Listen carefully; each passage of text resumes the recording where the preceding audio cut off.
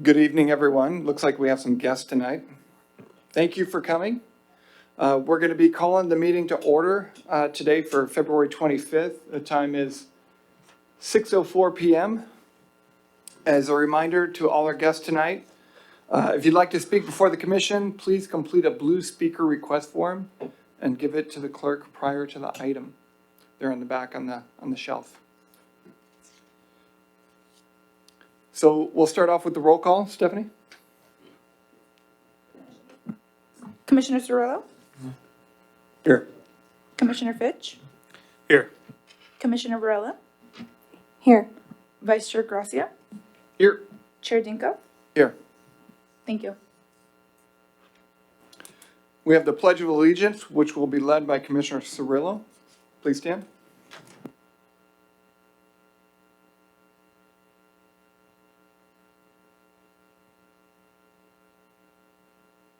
States of America, and to the republic for which it stands, one nation, under God, indivisible, with liberty and justice for all.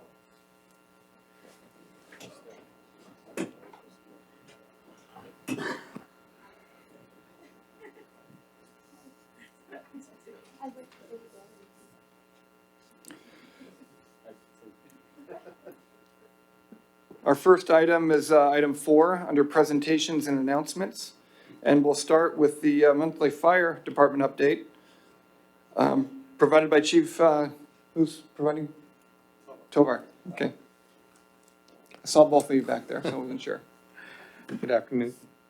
So calls this month kind of increased, not significantly, but on average. 308 calls for Station 31 and Station 27. 35 false alarms, 2 hazardous materials incidents with 221 medicals and 33 ringing alarms. Out of those calls, we exceeded and met our 5 minutes or less for 225 calls. And a report.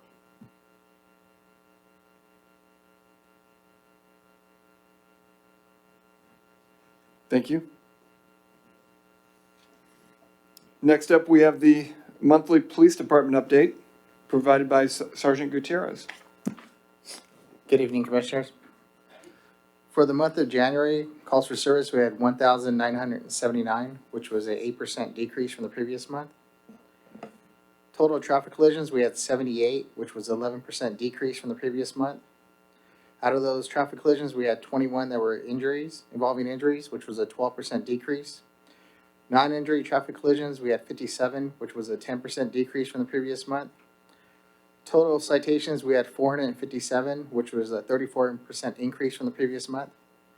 Out of those citations, we had 373 moving citations, which was an increase of 221 citations from the previous month. Parking citations, we had 84, which is a decrease of 105 from the previous month. Vehicle burglaries, we had 32 reported burglaries, which was a 23% increase from the previous month. Calls, noise calls for service, we had 37, which was a 38% decrease from the previous month.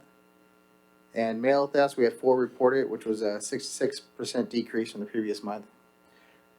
Our uniform crime stats from the month of December, we had 0 homicides, 1 reported rape, 0 robberies, 9 aggravated assaults, 12 burglaries, 68 larceny or thefts, 14 vehicle thefts, 0 arsons. We don't have the January numbers for the UCRs yet. And we had 7 calls related to street race in the month of January. I'm available for any questions if you have any. The Bergs, is that vehicle Bergs and res Bergs, that number? I know we asked before them to separate, but I don't think they've done that yet. The UCR, those are burglaries, not vehicle burgs. I just wonder what, I think we brought it up a few months ago, but I don't think it's brought up since then, but can we try and add the vehicle Berg stat in the future? We have those. Vehicle burglaries, we had 32. No, but on the, on our end, so we can see it on the chart and follow along. I know you guys have it, but we can't see it. Yeah, we should have, I sent out the current months, just what he reads off the comparison. It should have gone to all of you. I have it. It's attached on a separate report, and I appreciate you breaking it up because there's a big difference between the burglary that is, like going into a department store or, a store, a vehicle burglary and a res burglary. So I appreciate you breaking those up separately. I know that your stats folks are going to use the UCR format consistently. So you breaking it up separately really helps us. So I do appreciate that. Okay, good. I just want to make sure everyone. It was there. It was just on a different document. Okay, great. So Okay, we good. got it. We just had to Okay, find so it. I'm looking at the UCR form, so sorry about that. I noticed that the tickets are up and the accidents are down. So, just on a cursory examination, it seems to be working. They go hand in hand, yes. Yeah, thank you.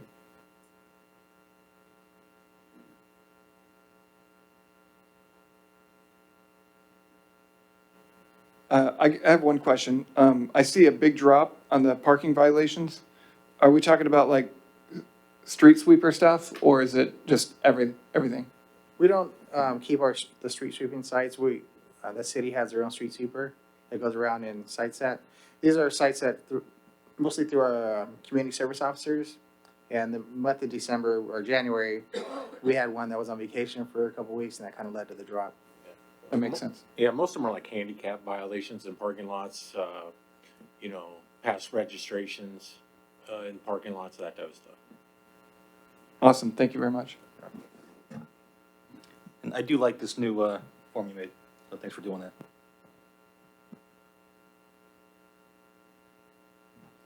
Any other commissioners? Actually, a quick question for fire. The 2 hazmat calls, I don't think we've had those in a while. Are those toxic industrial things or just like diesel spills? What were those? They vary from diesel spills to just regular pesticides, anything over the 5-gallon, 50-gallon type fuel Okay, so spills. there's nothing big, wasn't it? No. Thick stuff, okay. Okay, thank you. Next item on the agenda, under item 5, additions and revisions. The commission may only add an item to the agenda after making a finding. There's a need to make an immediate action on the item, and the item came to the attention of the agency subsequent to the posting of the agenda. An action adding an item to the agenda requires a majority vote of the commission. Stephanie, do we have any Eastville staff members requesting to add an item? No, sir. Would any of the commissioners like to add an item? No.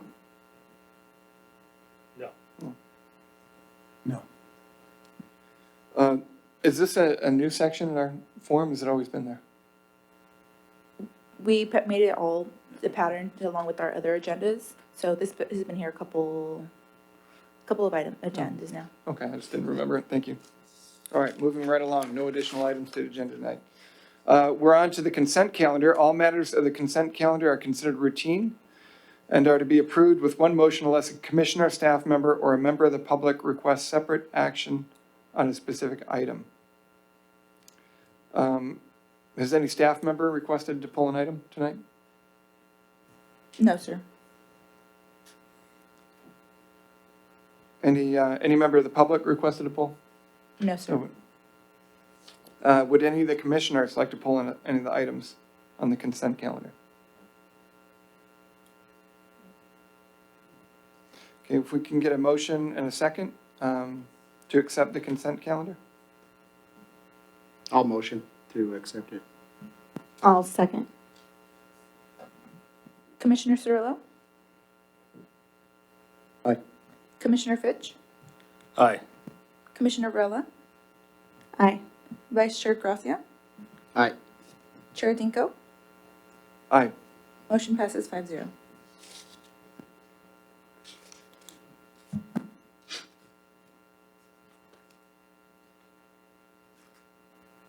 And that would be the end of the consent calendar. So for the members of the public, we don't always have visitors.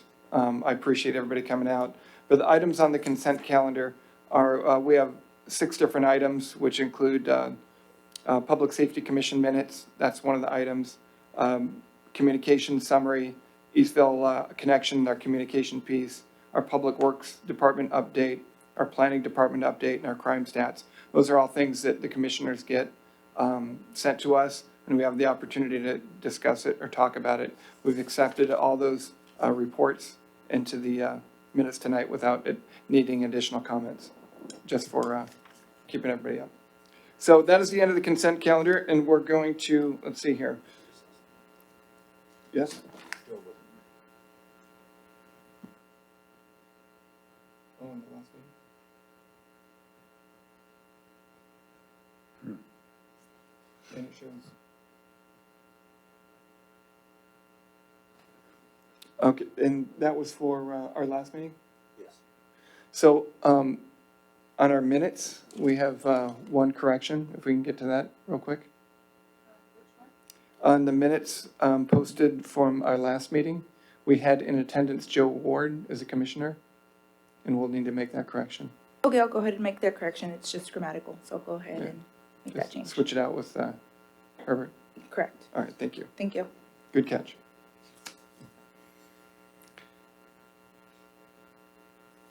Commission business items. Under item 7, we go on to 7.1, prohibit parking on Caxton Street, Badminton Street, and Oakdale Street between 10 and 6 p.m. We have a presentation provided by our Community Enhancement and Safety Manager, Senator Fair. Good evening, Commissioners. The staff report you have before you is for your review and to make a recommendation to City Council. The city has received complaints regarding vehicles parked overnight on those streets and associated issues of litter, trash, debris, abandoned vehicles, increased crime, vandalism, and suspicious activity. The city has attempted some efforts with the Serafina HOA to address some of those issues, but we're still not seeing a noticeable difference in the amount of parking that's occurring out there. So the city reviewed the options and thought that the best one at this point would be to restrict parking from 10 p.m. to 6 a.m. on those affected streets that you see on the map there, and then evaluate and see how effective it is with addressing the problem. The fiscal cost would be about $1,200 for the signage that'll have to go up, and there's some attachments there that shows what the HOA was trying to do to address the problem, and also the map showing the areas affected. And I'm here to answer any questions if you have them. Real quick, do we have that attached, is it on the agenda or is it a separate item? That's part of the agenda.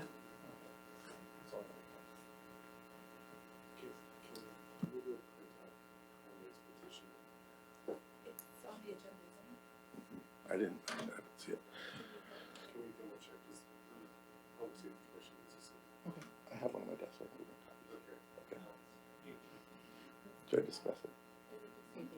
I'll go, you want me to let it get?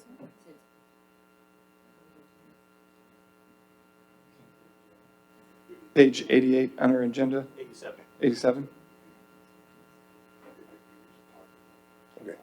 We're gonna We take a could pause if we need additional materials. Yes. Okay, great, no problem. Before we pause real quick, for the record, I'm going to recuse myself from any comment and or vote on this due to the proximity of my home.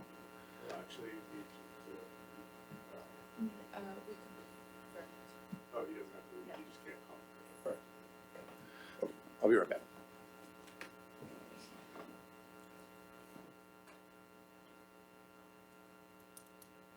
Just one second, we had a petition that was signed and it was supposed to make it into the agenda, but it doesn't go through. Okay, thank you.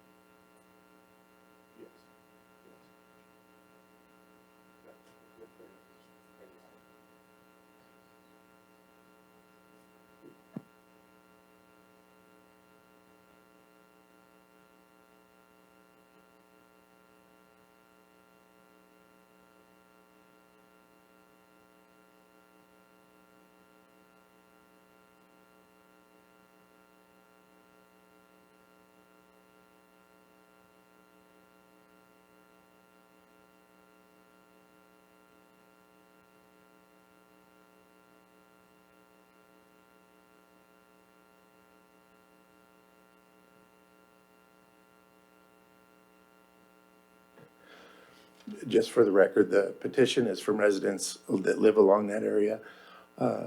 And they are requesting that the restricted parking be implemented, excuse me, and possibly some kind of parking permit program that would allow them to park there overnight.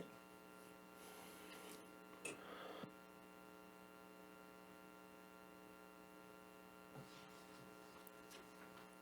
we take questions now or need more time? Absolutely.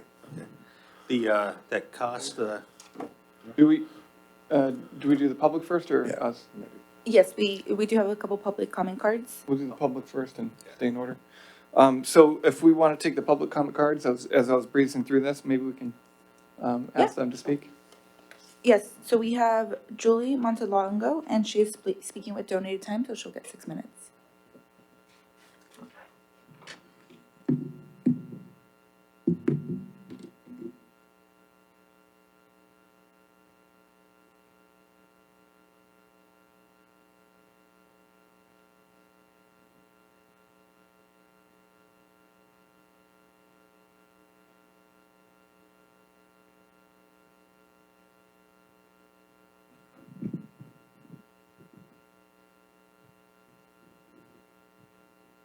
Hi, good evening.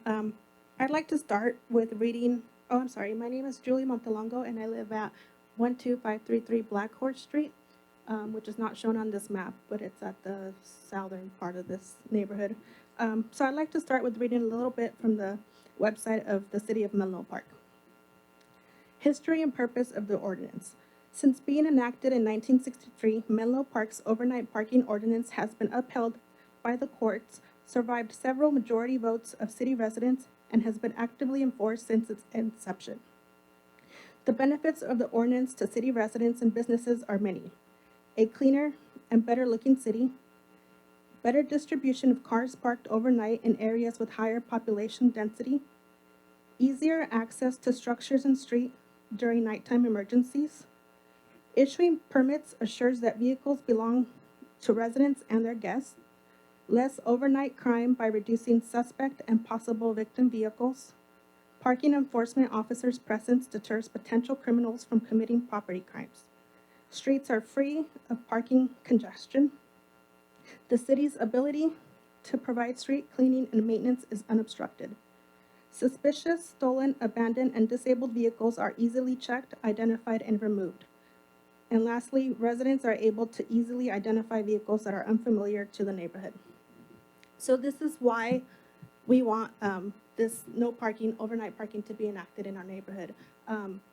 My street is not on here as part of the red. I was one of the 7 neighbors that went around 2 weekends ago asking our other neighbors to sign our petition. There were 80 homes, which were all on Caxton, Longleaf, Emmerdale, and Black Horse. Black Horse was from Caxton to just west of Moon River. And of those 80 homes, 46 answered their doors, and they all signed, including those who park on the street. 34, the other 34 were not home or didn't answer their doors. I printed out some pictures for you guys. On page 1, this is my street, Black Horse Street. Back in October, we had the slurry seal project going on in our neighborhood. Caxton was scheduled to be sealed on Thursday, October 24th. So on the evening of Wednesday, the 23rd, this car parked on Black Horse because Black Horse was not going to be slurred on the 24th. Black Horse was scheduled to be slurred on Friday, the next day. This vehicle was still there on Friday. So as you can see on the picture on the left, they worked around it, left it there. It didn't get towed like the sign said. So after a few days, I finally reported it to the eCitizen app because not only was it there when it wasn't supposed to, the plates, you can't see it on here, but they were expired as of January 2019. And this was in October of 2019. So finally, the car was towed on November 1st. On the right side, you could see what our street looked like after it was towed. They did come back and redid it, but I mean, that was at cost to somebody.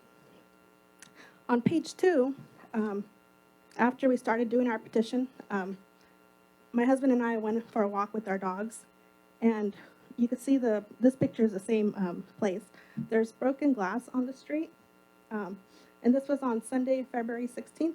And this is on Caxton Street, which is the corner of, the house on the corner.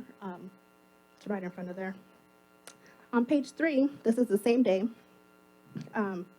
There's trash on the street and in the bushes on Emmerdale Street, the northern part of Emmerdale, the west side of the street. So the red only, I don't think the red would be enough to enforce it because cars are parking on Emmerdale on that corner house. There's no driveway there.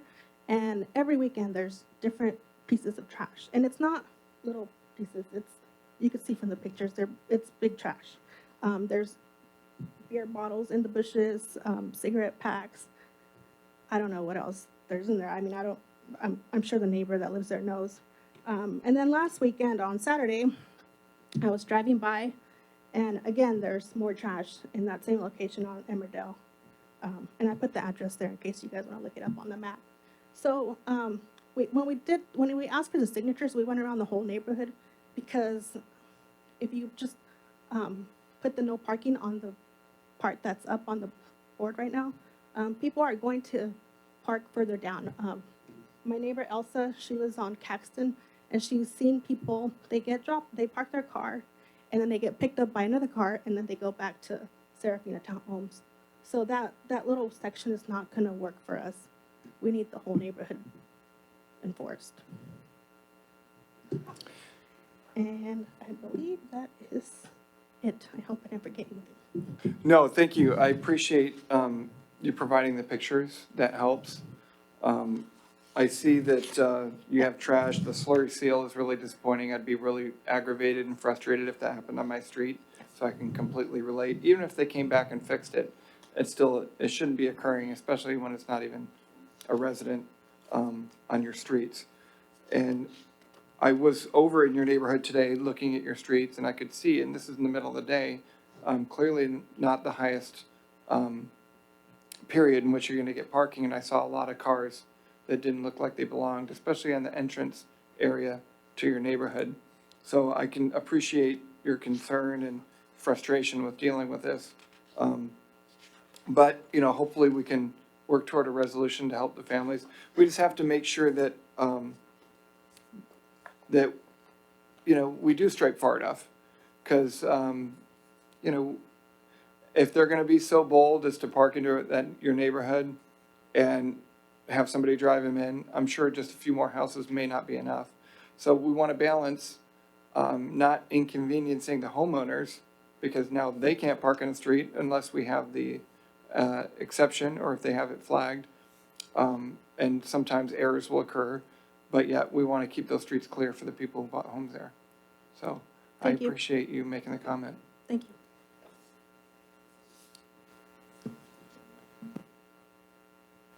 We have another public comment card from Shonda Wyatt.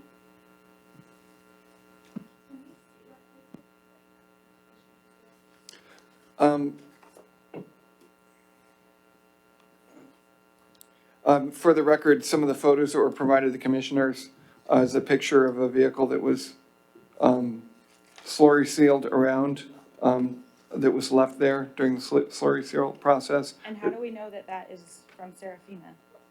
All right, well, let me just put it into the record since we're going to talk about it real quick. The other item that was in here was some trash that was in a gutter on page 2. Page 3, some trash that was on in the bushes of another spot somewhere in the neighborhood.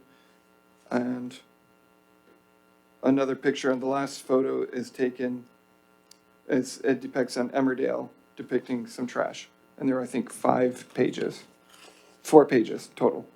Okay, I'm sorry. So how do we know that that car came from Serafina? That is pretty far from our area. Chairman, we want to be careful of back and forth dialogue. We want to make them, allow them to do public comment. So, and we have a lot of public comment tonight. So if we can have everybody give their public comment, and then, Right. and then if you have questions for staff or whatnot, that's probably the best way to handle it. Absolutely. I just want to at least get, since we're talking about these, get those on record. So, I obviously am from Serafina. I don't believe that, all of this trash and these cars are our issue. Do we have a parking problem? Yes. But as far as blaming us for all of the trash and then, slurry parking when it was admitted that they closed off streets in order to slur, I don't understand how that could be a Serafina car. Black Horse is pretty far. But we have 314 multifamily homes behind those gates. We have 125 parking spots. It's just a fact at the end of the day, we do not have driveways. You guys eliminating all parking in the area is going to move those cars somewhere else. I'm not sure where that's gonna be, but it's not gonna be behind the gates. So as far as permitting everyone, I mean, we're open to permitting cars out there if that's what you guys wish to do. But there's really 15 or 20 homes on that redded area that are being affected, and we're affecting 314 residents. We are no different as taxpayers behind those gates than anybody else is, and we really don't see any reason for you to take the a public parking area away from us.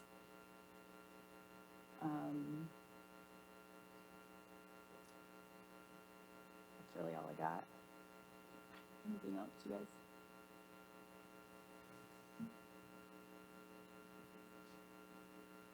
That's really all I have.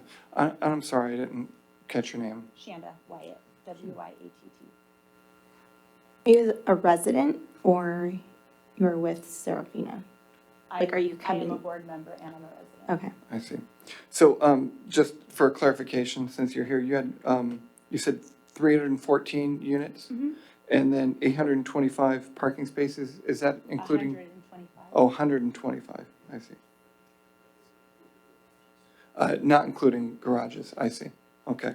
I mean, these townhouses are 2,000 square feet though. There's not one, they're not being occupied by one individual. Right, yeah, So in order to get a permit to park inside of the gates, they are using their garage first, and then they are allowed a spot. I'm not super familiar with those homes. Are they one car, two car? 2-car garage Okay. with no driveway. Is there anything in place in the community to regulate whether people are actually using them, or Using, the garages, out of curiosity? yes, they cannot get a permit unless they're using their garages. What was the permit for the outside parking? For inside, Oh, I see.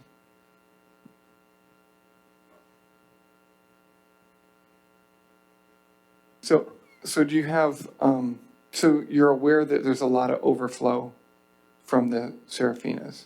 correct. I see. Has there been any, you're a part of the board, has there been any other conversation on how to combat some of that? I mean, I don't, We've freed up so before we allowed them 2 permits, we now allow 3 permits. We've never had anybody ask for 4. We would absolutely grant that if need be. We're willing to work with anybody who wants to park inside, so. are there any open spots in the evening? Are people not parking in there? I'm still new to this, this You problem. can go any given time, there could be none, there could be 1 parking spot. There could be 10 parking spots. I mean, it just really depends on the time of day and the time of the evening. Okay, thank you. Anybody else have any questions? So when you say they're given a permit, does that mean that they're guaranteed a spot to park? I don't understand what that means. For if they have a 2-car garage, but you're gonna give them We have additional, 3 cars, so 2 are in the garage, and then they can have a spot to park inside. but they're guaranteed a spot outside? Or it's just, No, they're not guaranteed. okay, so you can give permits a- to as many residents, but they're not guaranteed a spot to park? No, so when it's full, then they go outside to park. So you don't really need a permit to park there? Inside? Yeah. Yes, because then they're gonna use their garages for storage.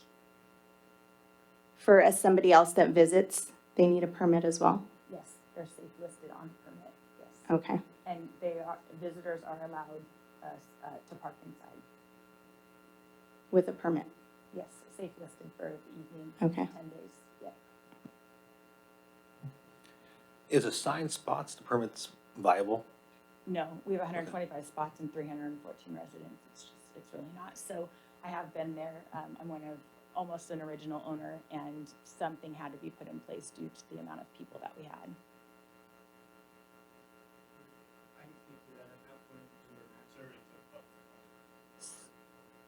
You're welcome to, you can add to that. We have no problem taking additional comments if you want to fill out a card as soon as she's done.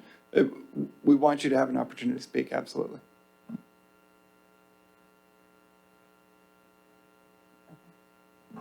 Thank you very much. Do you have anything else to add on that? No, Thank you for your time.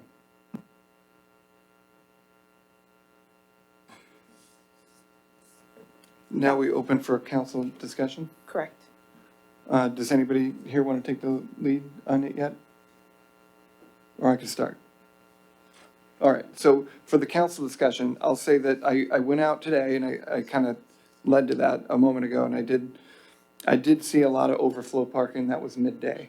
I spoke to a resident in the neighborhood who told me, described to me, conditions in the evening to where all of Caxton is filled, with parking, and it doesn't appear it's, predominantly from residents. I heard that it also flows down to some of the side streets, which is concerning. The Oakdale Street, the Badminton Street, Caxton, and Emerald are all really filled each night, which I can understand a frustration if I was to live in the neighborhood, if it's filled every night and those spots are not available to the homeowners or to guests in those areas, and they have new people parking. And even though it's a public street, it could be, understandably frustrating if you're getting overflow from a nearby complex. So I appreciate their concerns, and I do hear Ms. Shanda Wyatt about not wanting to impact their residents as well. But I am concerned about with the level of parking they're receiving. I see the petition with all the signatures from the residents and nearby, and I consider that to be a lot of families that are feeling impacted by this parking condition. So I think this is something definitely worthy of conversation from the Public Safety Commission and eventually by the council. Do we have any other thoughts from commissioners? Chair, did you close public comment or is public comment open? Because we're starting to get blue forms now. Oh, I see. Well, I wouldn't want to stop anybody, so I'll suspend my comment if we can finish the public comments that are coming in. Okay. I may have jumped ahead, or maybe we didn't have more. We just received 3 more Okay, public comment cards. We'll continue with the public comment, and we'll give them an opportunity to make a statement if we could. And do we have somebody next up? Yes, we have Steve Navarre. Stephen?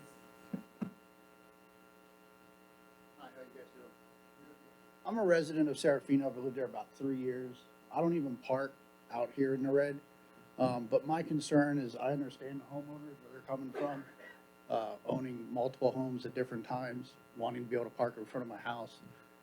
My concern living there is I come home from work sometimes late, or if I'm out, and I have 3 cars. So if I come home and I don't have a parking spot, where am I supposed to park? That's what I'm asking you guys. So what I'm asking for you guys too is also maybe take into consideration and have your restriction where the houses are, but at least leave us Oakdale and that cross street maybe. Have a compromise, What am I supposed to do when my kids come over and they can't park? What am I supposed to tell them? I'm a resident, taxpayer. I bought in Eastvale because I wanted to live here. And then this is what makes me think, well, should I sell? So I think it needs to be a fair compromise between both owners. We're all owners. The size of the house shouldn't matter, but I think we do need to be sensitive to their problems as well as what our problems is. So I'm just asking you guys to compromise for us a little bit. That's all I have to say. I understand. Thank you for taking the time to come up and comment. We have a public comment card from Peter. Peter? Thank you. My name's Peter. I am a resident and the vice president of Serafina Board. Excuse me, I should be bed rest right now. Little bit of a lung thing. Okay, I'm with a resident of Plaxton Street. I understand. I do hear them. I was there at their meeting last July. I didn't realize how deeply they're affected until I went back through their Facebook. Apparently, they've been asking for this for much longer than July. And I understand they're asking to not just Claxton Street, they want all the way down to 68th Street. They want, there's no parking at night for the entire neighborhood. And I think they should get it. If that's the neighborhood they want, and in your discretion, they should have no parking at night in their neighborhood. But you're looking at that shared street between our neighborhoods. I'm asking for your discretion here. This is a shared street entrance. If you want to cut that street in half, like let them have their side and have our side, I understand. I think there's a lot of confliction between different things and different needs. We're talking about trash, we're talking about safety, we're talking about crime. Are they all the same things, all the same prescription to this disease? Sorry, optometry student here. You know, okay, you got crime. We do need to do something about that crime. It's been pestering me for a very long time, and I should have been here talking about crime long before today. But are you gonna say no parking to solve the crime? No parking to solve the trash? No parking to solve bad neighbors that might be Serafina residents? I admit it could be. They shouldn't be touching the trash cans, right? What I'm saying is, we're late to the game and we're sorry. As a person on the board, I feel like I failed to heed and help my residents. But I'm asking that you recommend tomorrow that we let Serafina have the north side of Oakdale. Hopefully you understand to let us have the south side for a little bit longer to let us prepare our residents and let them change what they need to do to be able to either sell or make other arrangements, because this is a surprise on them and because it's a surprise on us. I thought we were working with the city. Oh. Thank you, Peter. I appreciate you taking the time. And I appreciate the fact that as a VP for the Serafina Board that you come down to represent and offer some alternative ideas. So thank you for your comments. Real quick, just make sure we're on the same page. You referred to a shared street a few times. You're talking about Oakdale, correct? That's correct. Okay. That's a shared street. Thank you. Awesome, thank you. I'm sorry, I had one question as well, Chairman.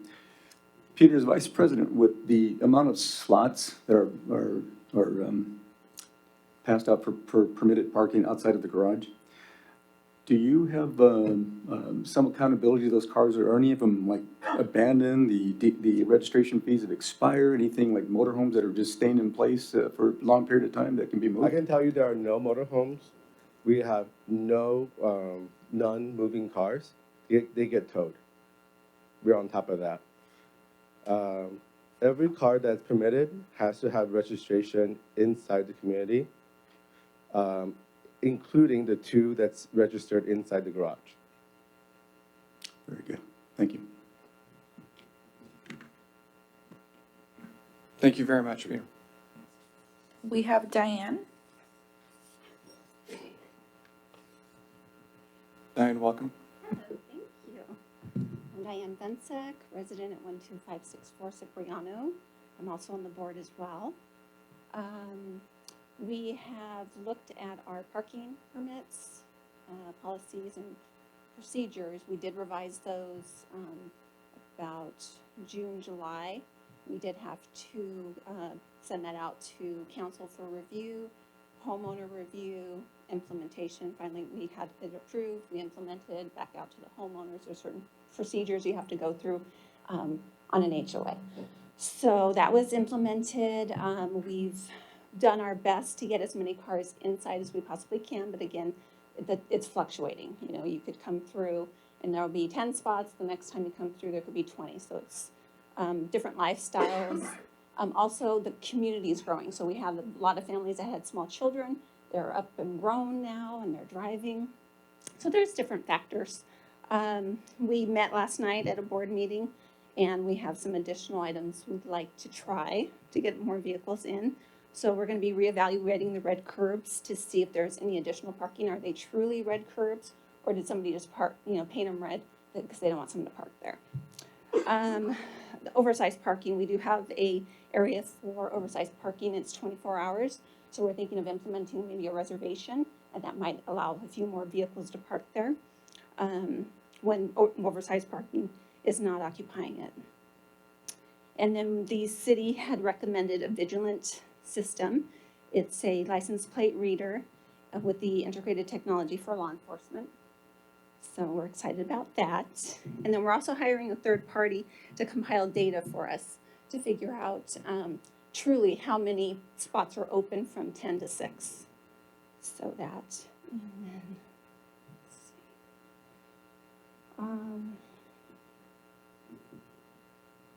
The trash. Oh, yes. So when our community, we did mailing to everybody.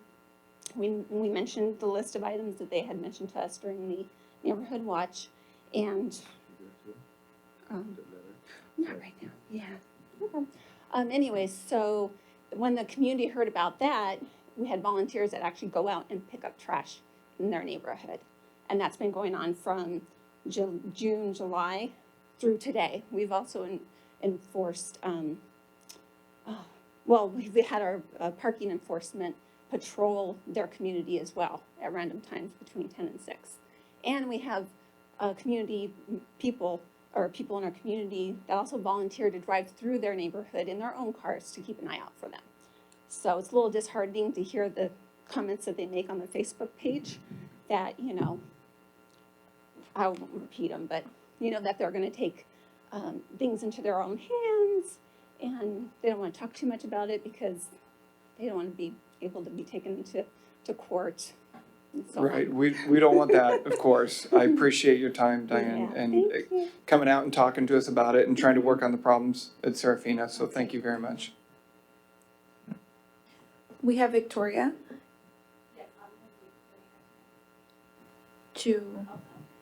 Elsa has already donated her time, so unfortunately, once you donate, you can't take someone else's time.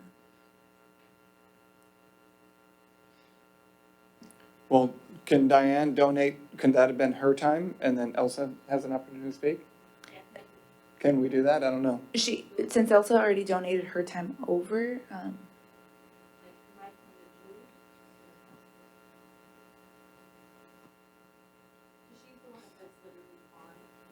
Brian, I'd prefer people have an opportunity to speak. I mean, Brian, we're not that packed. Chairman would like somebody to speak. Okay, we'll go ahead and make that switch on the notes. Welcome. Hi, everyone. My name's Elsa Roman, and my house is the corner house off of Caxton and Badminton. My backyard, the wall of my backyard is Oakdale Street, so I'm that whole corner. I wanted to first address the trash issue. I have literally, with my own eyes, driven by the Oakdale Street and seen people throw trash into my backyard. I yelled at the guys that were doing it, and they said, "Oh, we didn't know that was someone's house." And I said, "That's not okay." I said, "My kids play back there." I have found clothes in my backyard. I have found a knife in my backyard. I have found knives in the street. No one from Serafina has come to pick up the trash that I have found in front of my house. I've done it. About 9 years ago, when this problem started, I contacted Serafina myself, and they said, "Well, you can't prove it was us. All we could do is tell the residents, you have to pick up your own trash." Which, of course, I will, because I like my house, and I'm not going to leave the trash in front of it. The parking situation has been ugly for my house alone. I've seen someone work on their car, and I know they live in the Serafina because they told me they did. So they've worked on the car right in front of my house. I've had my driveway blocked. I've called multiple times, throughout the years. There were times where my trash cans were moved and my trash was not picked up throughout the years. And so for me, I don't let my kids play in the front yard at all. I have a 5-year-old because I've seen too many bottles filled with urine. I've picked up dirty condoms off the street from cars that I know are people that live in the residence because I've watched them walk into the condos. I get up early enough to where I've seen them come back out, get in their car, and leave, and then come back and do it all over again. So for me, sorry, I have hyperthyroidism, so I have trouble talking. So I feel bad for them that they don't have what they need parking-wise, but that's not our fault. I should not have to not allow my 12-year-old to take out the trash because I don't know what's gonna walk down the street, because I don't know what's gonna be parked in front of my house, because a guy's gonna walk up to my door and ask me if he could use my hose, which I wouldn't mind, but when you're working on you just, stuff like that, we just should not have to go through. So for me, I would rather there be no parking all the way around my house, just for the safety of my kids. And it's not fair to everybody out here, you know? I appreciate you taking the time. Do you have any other thoughts? You've relayed a lot of experiences living right there in the corner. You're right in the front of it. Is there anything else before you end your comment that you want to add? That's pretty much the gist of it. I mean, it's just. All right, there we go. Thank you, Elsa, for coming up and giving us your comments. We have Travis Tate.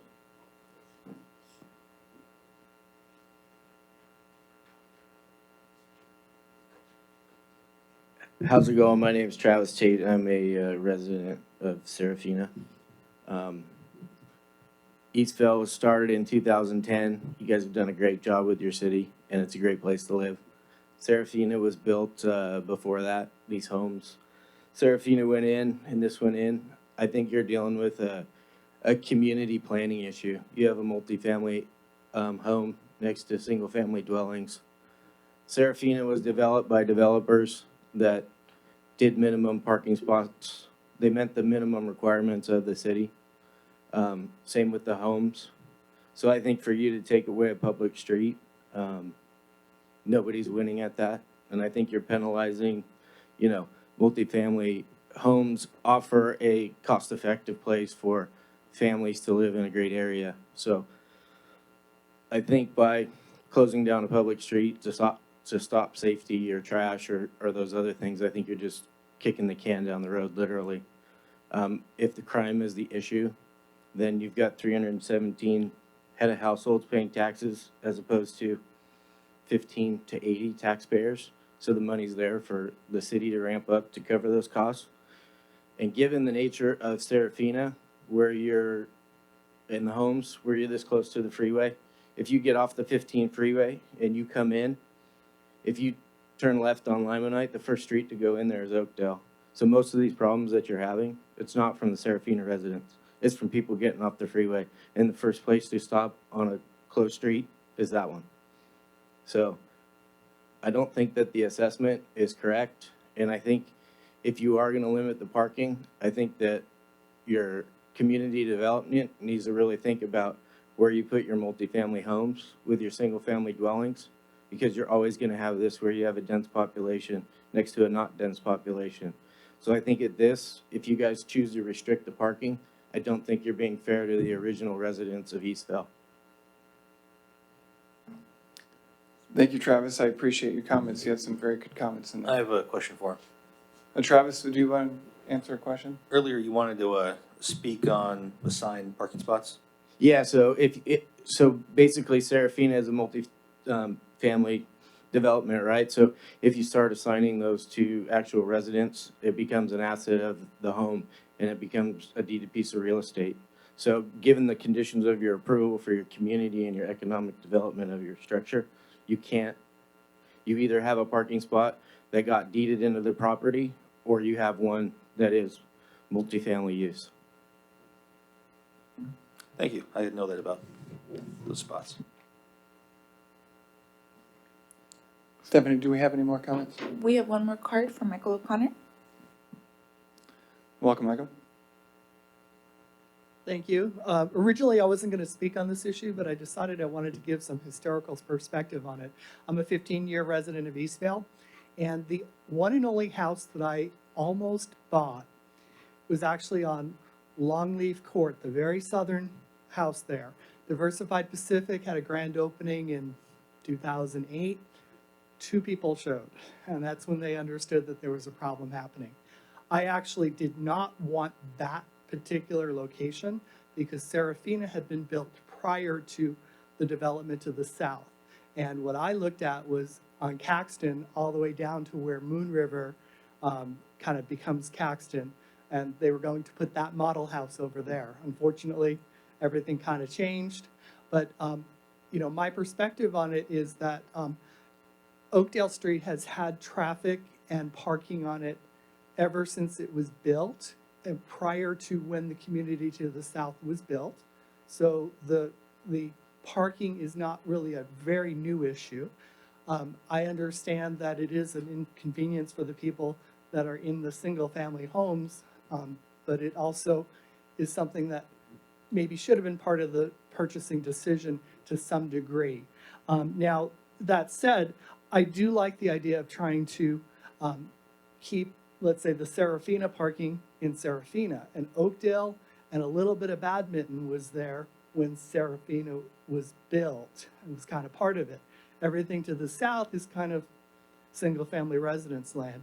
My concern is, you know, is there enough being done at Serafina to address maybe increased parking that's happening now? A couple of things that I heard tonight from the board sound like great things. I have a couple recommendations for them. Is one thing that they should probably look at is for all these permits that go out, maybe they need to be annual and expire so that we can try to get, you know, cars moving around, or maybe they need to have an audit of a garage to make sure it is actually being used to get a permit. The other thing that they can consider is whether they should look at any kind of rental restrictions. I know that some of those houses do have like a lot of people that are in the house, and it tends to be a little bit more of the rental market rather than the single, you know, the home ownership. Just an observation, not saying there's anything wrong, but that's kind of, you know, my experience with this neighborhood. I don't live there now. I still live in the same house that I bought 15 years ago, and it is a problem of planning. All of it comes from before the city was incorporated, so we got a tough decision ahead. Thank you, Michael. I appreciate your comments. We don't have any more public comment cards. All right. So now we can officially close public comment, which I didn't do before I started speaking. So public comment now will be officially closed, and we'll move on to commissioner comments. I have a question about enforcement. It says $1,200 new signage, but do we have somebody currently assigned to do parking enforcement right sites in those hours of the night? We could ask the sheriff's department to assist. We could also reassign one of our parking officers or code enforcement officers to do periodic sweeps in there. So if we do ask RSO to assist, now it's taking now the problem is the bigger we go, the longer it's gonna pull you out of the field. And, you know, that has a fiscal impact also. So I'm not sure if that, you know, $1,200 for the signage, but obviously the bigger we get, the more expensive it gets. And also, you know, moving somebody on their hours to a different shift, and now we can't write street sweep tickets in the mornings. And I'm just curious about the fiscal impact of this size versus bigger or smaller. Well, I will say that in terms of RSO resources, naturally, I mean, you know, they'll prioritize calls, and in the event they have higher priority calls, of course, those will take higher priority. But I don't know if an inability to effect enforcement would necessarily prohibit my decision-making on how to splice this out. I appreciate the residents of Serafina's challenge, and I appreciate the residents of the community to the south challenge. I understand that the Serafina residents are taxpayers as well, and they're looking for, you know, places to have their kids park, the additional other family members park, and then I understand that if the parking isn't there, they do need to park somewhere. On the same token,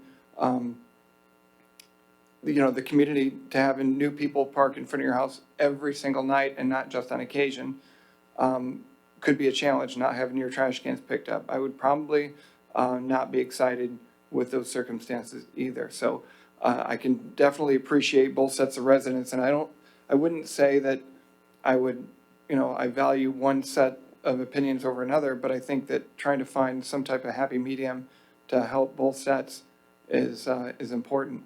I do see, ultimately what this commission is designed to do is designed to give recommendation to our city council who will ultimately make those decisions. But as we speak and examine this, I do see that Oakdale doesn't have any homes front-facing onto Oakdale.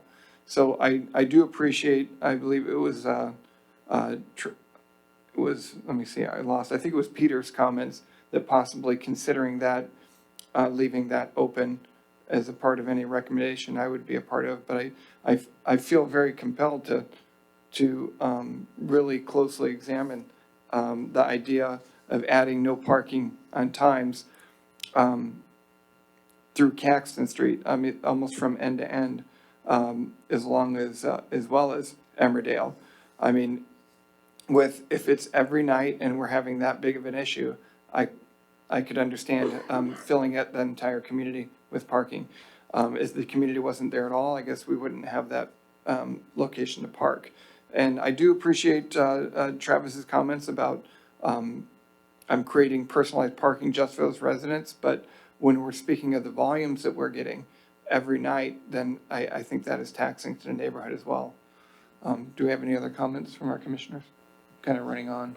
Chairman, if I might add, I've been working with both the Serafina residents as well as the Caxton subdivision, or the residents on Caxton, since I was made aware of this issue. And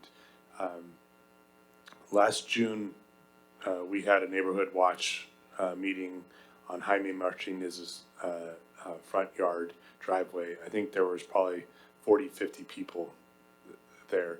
I believe some of the Serafina board was there and residents were there, as well as a lot of the neighborhood watch members from the subdivision and from Serafina.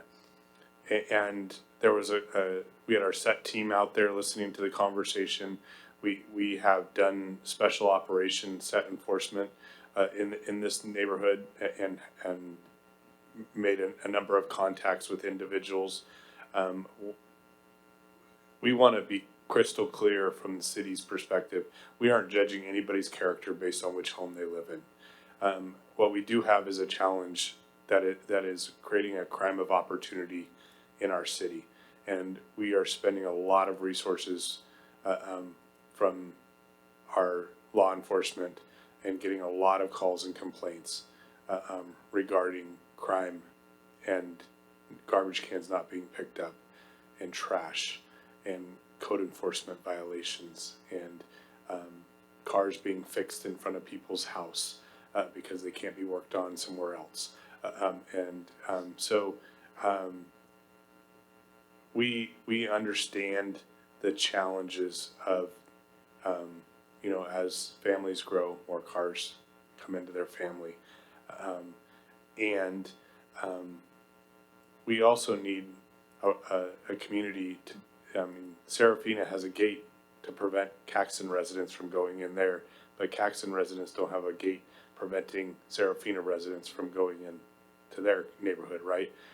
So there's a little bit of a challenge there we have also, some nights we've done an evaluation and seen available spots inside of Serafina while there's still cars parked outside of Serafina.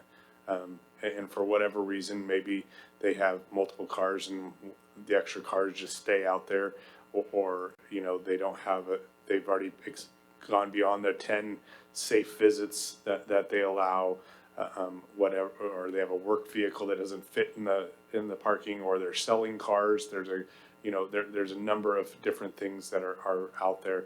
But what it does is as one of the individuals said, is it creates a crime of opportunity, people get off the Limonite interchange, and these individuals are coming from outside, often of Eastville. But one of the first places they check out is on Oakdale. And the reason why they check out Oakdale is there's no eyes on that street. There's not a single family home, not a multifamily home that's overlooking that street, that's watching that street.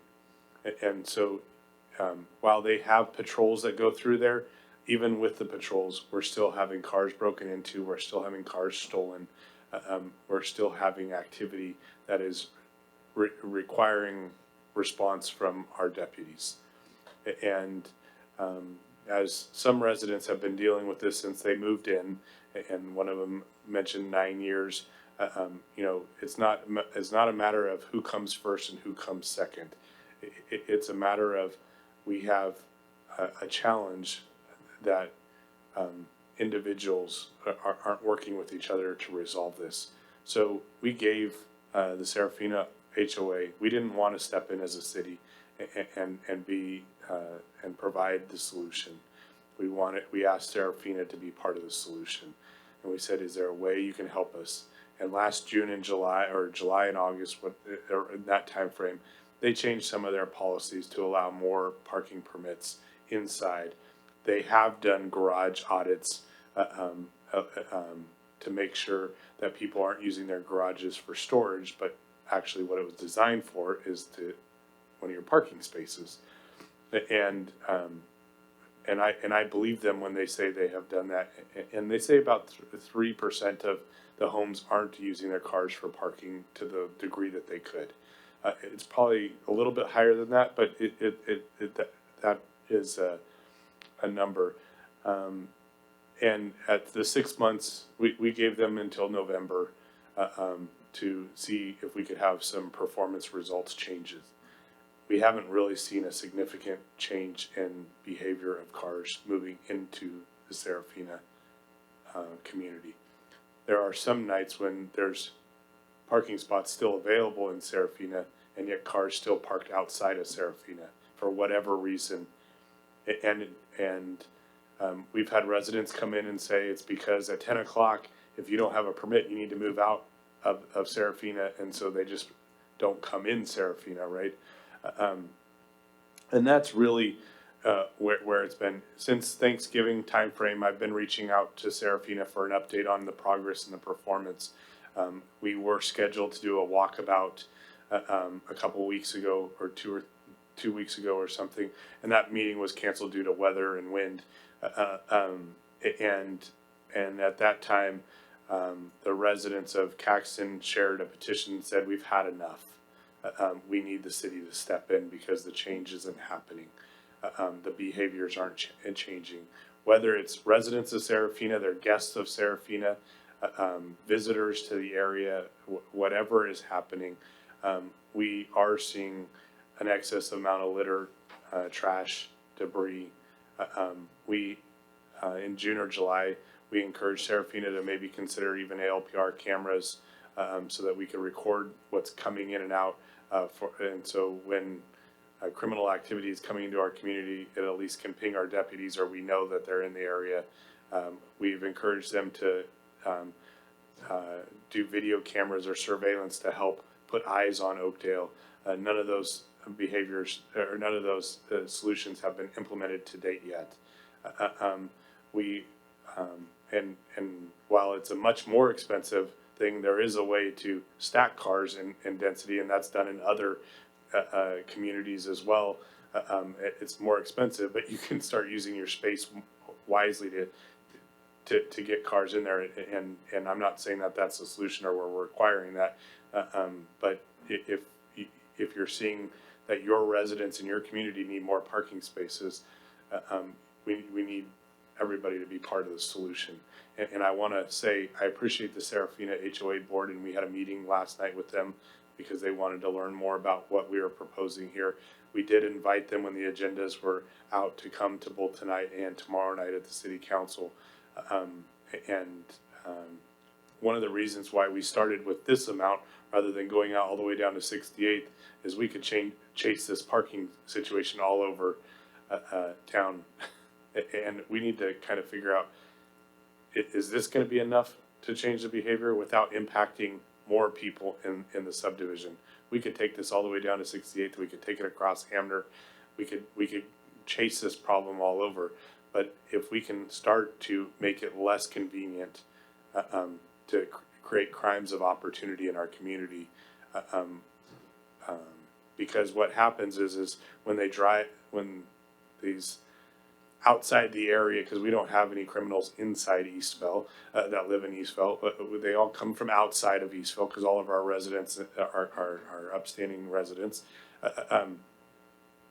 When they come by here, they see all those cars lined up with no one watching them, and it draws them all the way in, draws them down Baton Midden, down to Caxton, and you know, we've had homes broken into, we've had a number of things going on, and so this agenda item is really to have a conversation and to help share that there's a sense of urgency that something needs to be done on both sides.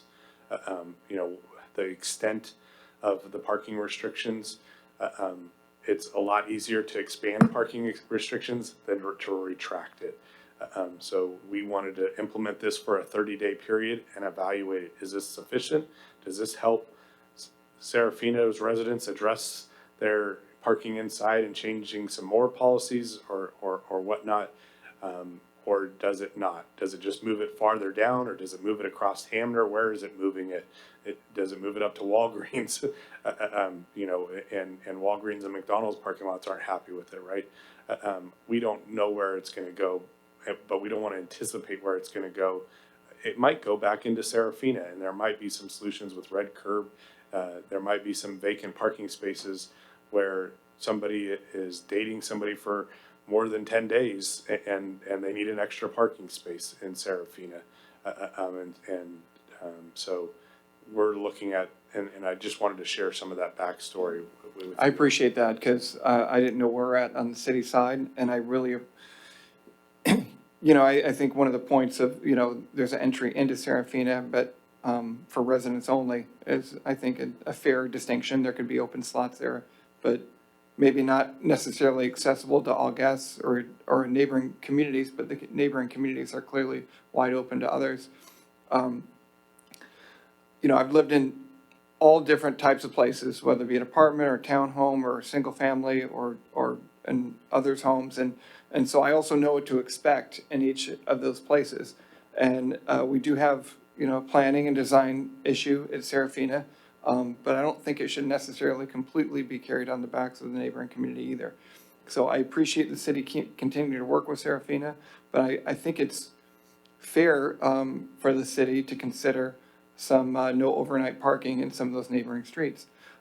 When it's that frequent, and we're not talking about occasional, and there's that kind of volume occurring on Caxton and the surrounding streets, I think it's fair to have some type of restrictions on it to force a hand of really working on trying to develop a better plan, whether it's better design or better accountability for the slots that are in Serafina. I think that's pretty fair. I think that any recommendation I would give would at least leave open to conversation on Oakdale. I don't know if I have personally an opinion yet on Oakdale. I think that not having a lot of eyes on that street is definitely a good opportunity for problems and crime because it's not watched.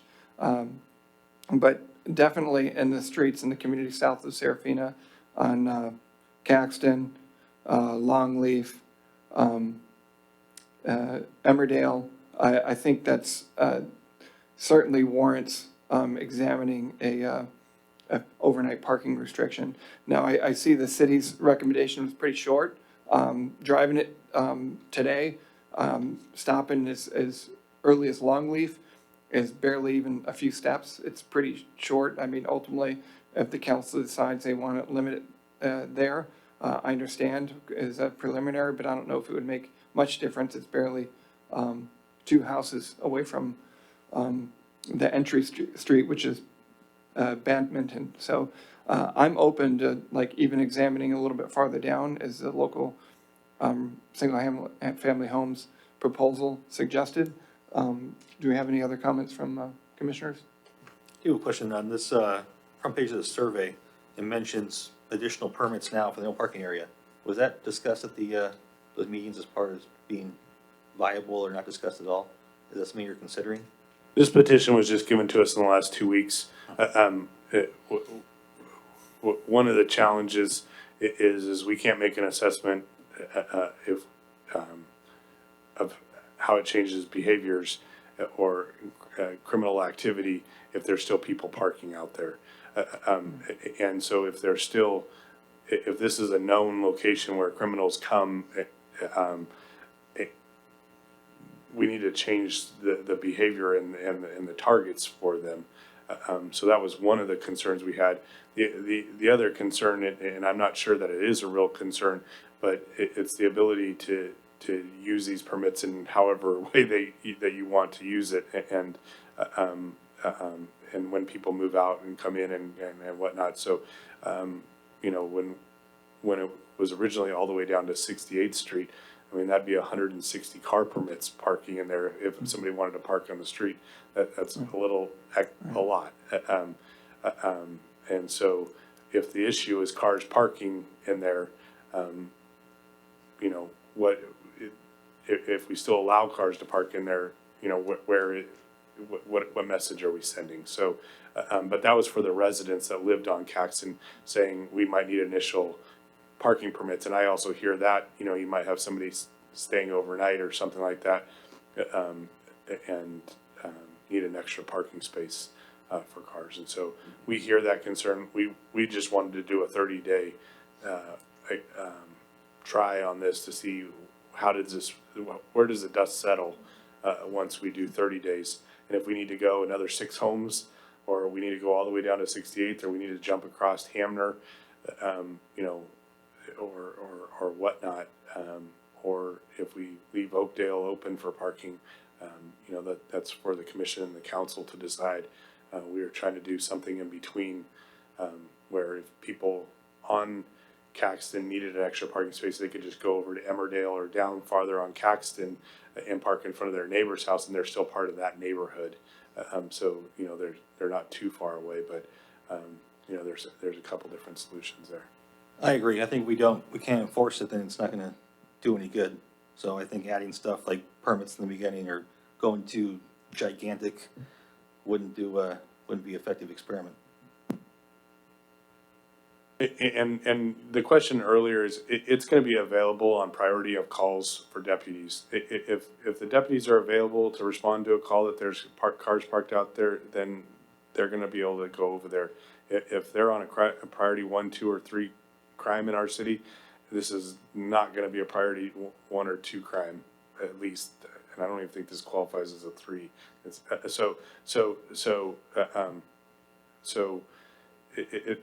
It's, it's not like they're going to be out here patrolling this, but if they drive by and there's cars parked out there, they could pull over, or if they have a less busy night, or if a call is called in, then that can be on their call log to swing by when they have availability. But from 10 to 6, you have 8 hours to make that visit.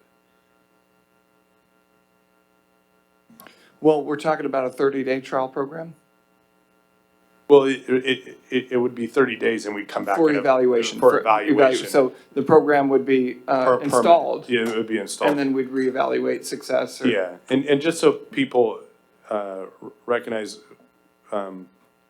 if council makes this decision tomorrow night, it's gonna take 30 to 45 days to get the signs and install these. So it's not like it's gonna happen the very next day. It's gonna take some time to get the signs, to install the signs, and you know, there'll be opportunities to communicate with the cars parked out there, put flyers on them, hey, on this date, we're gonna go live. So there will be an opportunity for that. It's not gonna happen the very next, it's not like we've already purchased the signs or anything like that. Okay, so just for clarification, for the 30 days, nobody's gonna be able to park, not even the residents of the home. They're not gonna be able to park on the street, only in their driveway garages, so nobody will be able to park. Okay. That is staff's recommendation. We're open to feedback from anybody. It seems a little short, but I guess if it's determined down the road that we want to expand it, then that could always be done if the council chooses. Part of the goal is to reduce the opportunity for crime, and, you know, with Oakdale not being observed and entrance here into Caxton in that neighborhood as being the first location we're trying to target, is to try to push it back. Maybe that's a good start. So I'd be willing to support a motion to support the current plan as designed.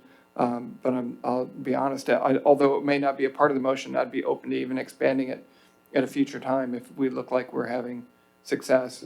Or some of that previous traffic that was on Oakdale now starts spilling out even more into the neighborhood. I think that's something we'll have to look at as well.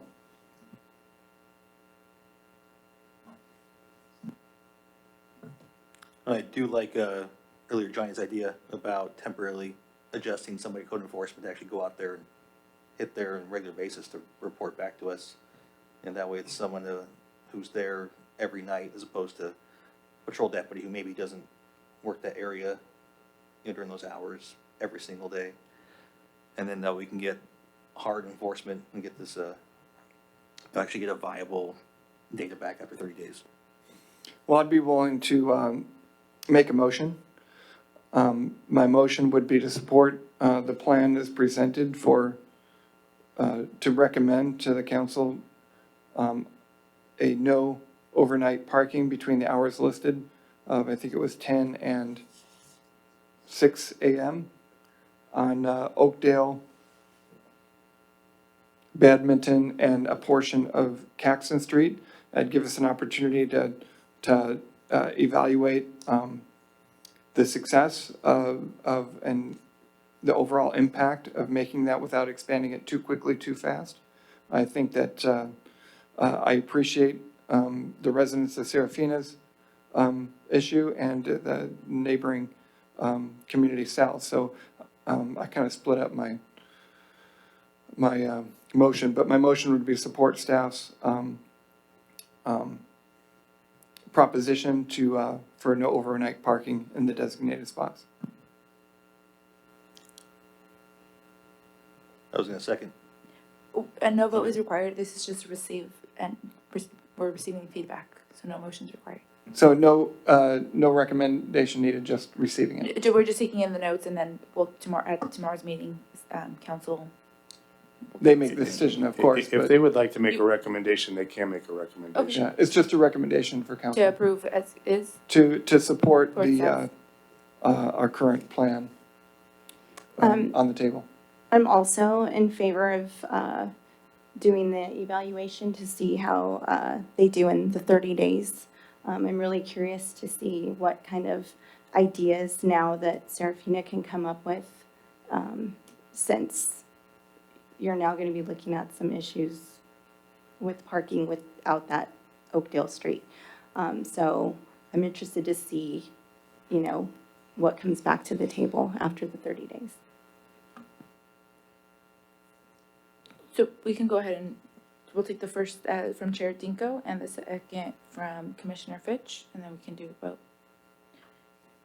Commissioner Cirillo? Aye. Commissioner Fitch? Aye. Commissioner Varela? Aye. Chair Dinko? Aye. Motion passes 4-0.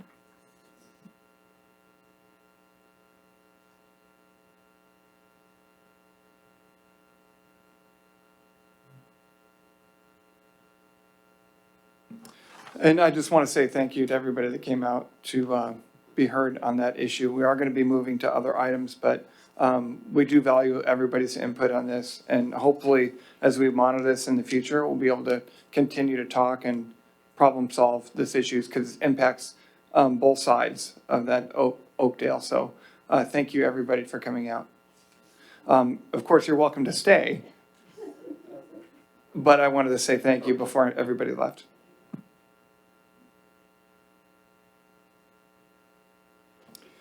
Next item on our agenda is item 7.2, Riverside Sheriff's Office Staffing Presentation. Good evening, Commissioners. I'm actually going to turn this over to the Sheriff's Department Research and Development Team. We have retired Captain John Pingle and Lieutenant Robert Rose. Thank you. Good evening, everyone. My name is Captain John Pingle. I'm a temporary captain with the Sheriff's Department. What that means is that I retired a couple of years ago, and they called me to come back to the Sheriff's Department, so I worked for them half-time as a captain. I'm here with Lieutenant Robert Rose, who's the author of most of the material tonight that you'll hear. I'll simply say a couple of things right up front. What you're going to hear from Lieutenant Rose tonight is something you've likely not heard before, and we're excited about it. I'm also going to say this too. Everything that you hear tonight is voluntary. We work for the Research and Development Unit of the Sheriff's Department. It's a new unit stood up by Sheriff Bianco about a year ago, and in that unit we have 2 captains, 2 temporary captains, and 4 lieutenants, one of which is a temporary lieutenant. And the mission of the R&D unit is to work on projects, and the projects that Robert Rose and I were given were to improve relationships with contract cities and to find efficiencies and cost-saving mechanisms for those contract cities. And that's what we've been working on for a year. And I'd like to thank Eastvale City. They've been lovely with us. We've been here on a number of occasions talking to your city manager about things that we're working on over the course of a number of months. And we're grateful for the opportunity to come and present to you commissioners here tonight. As I was thinking about the conversation that occurred here earlier this evening, I see that there's nothing easy about the democratic process. I'll try to make it a little bit easier for you tonight. I was told too that you have copies of our PowerPoint, so I'm going to, in the interest of time, go a little bit quickly for you. And I think perhaps you're somewhat familiar with your police budget already. You have a $9 million budget overall. You currently pay for 100 hours a day of patrol time. Also contained within your budget is 2 deputies for special enforcement team, 2 traffic motors, and 2 accident investigator deputies, and also 2 dedicated CSOs. Your patrol operations budget is roughly $6.7 million. And we've been going out to a number... Captain Pringle, if I could just interject just one little small thing. In addition, City Council also authorized half payment of an RSO. That's in the high school, but that's with the high school budget. We reimburse the high school. So there's a school site resource officer there. Yes. But I just wanted to acknowledge that the city is contributing to that as well with our law enforcement to help contain the crime and the issues at the high school and not let it spill out into the city. So yes, thank you. In our conversations with city manager, and we've been working closely with your local police department officials, Captain Morin and Lieutenant Martin. They've been great, by the way.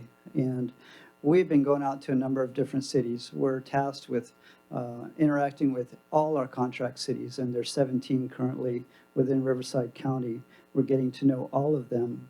One of the things that struck me as I was learning about Eastvale are some of the wonderful community programs that you've invested in here within your city. One of those is your Neighborhood Watch program. I'm aware that there's 29 neighborhoods with assigned captains. I'm aware that there's strong participation with the residents in the program. I'm also aware that you have very active program administration, also capable program administration, and that there's good communication that occurs via a Facebook page. That's one of the more striking aspects of this program. I think I have yet to hear about a program that's as well run in any other city in Riverside County like the one I've seen here in Eastvale, and I certainly commend you for that. I've also heard about your community enhancement safety team and the city-guided approach towards code enforcement, which I think is important. It's a unique aspect of code enforcement for your residents, and I think it brings a gentler and kinder tone to what code enforcement does sometimes. I think that's an enhancement for your residents here.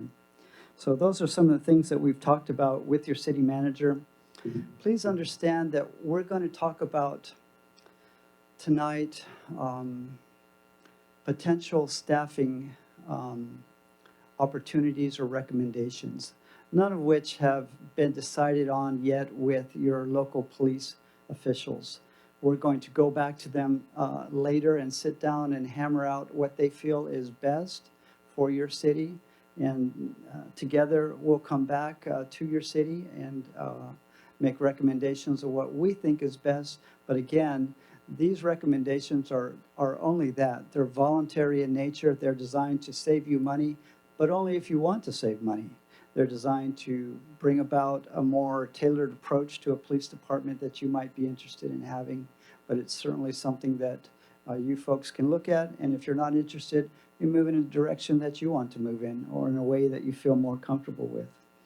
So it's not a hard sell at all. We're not selling anything, frankly. So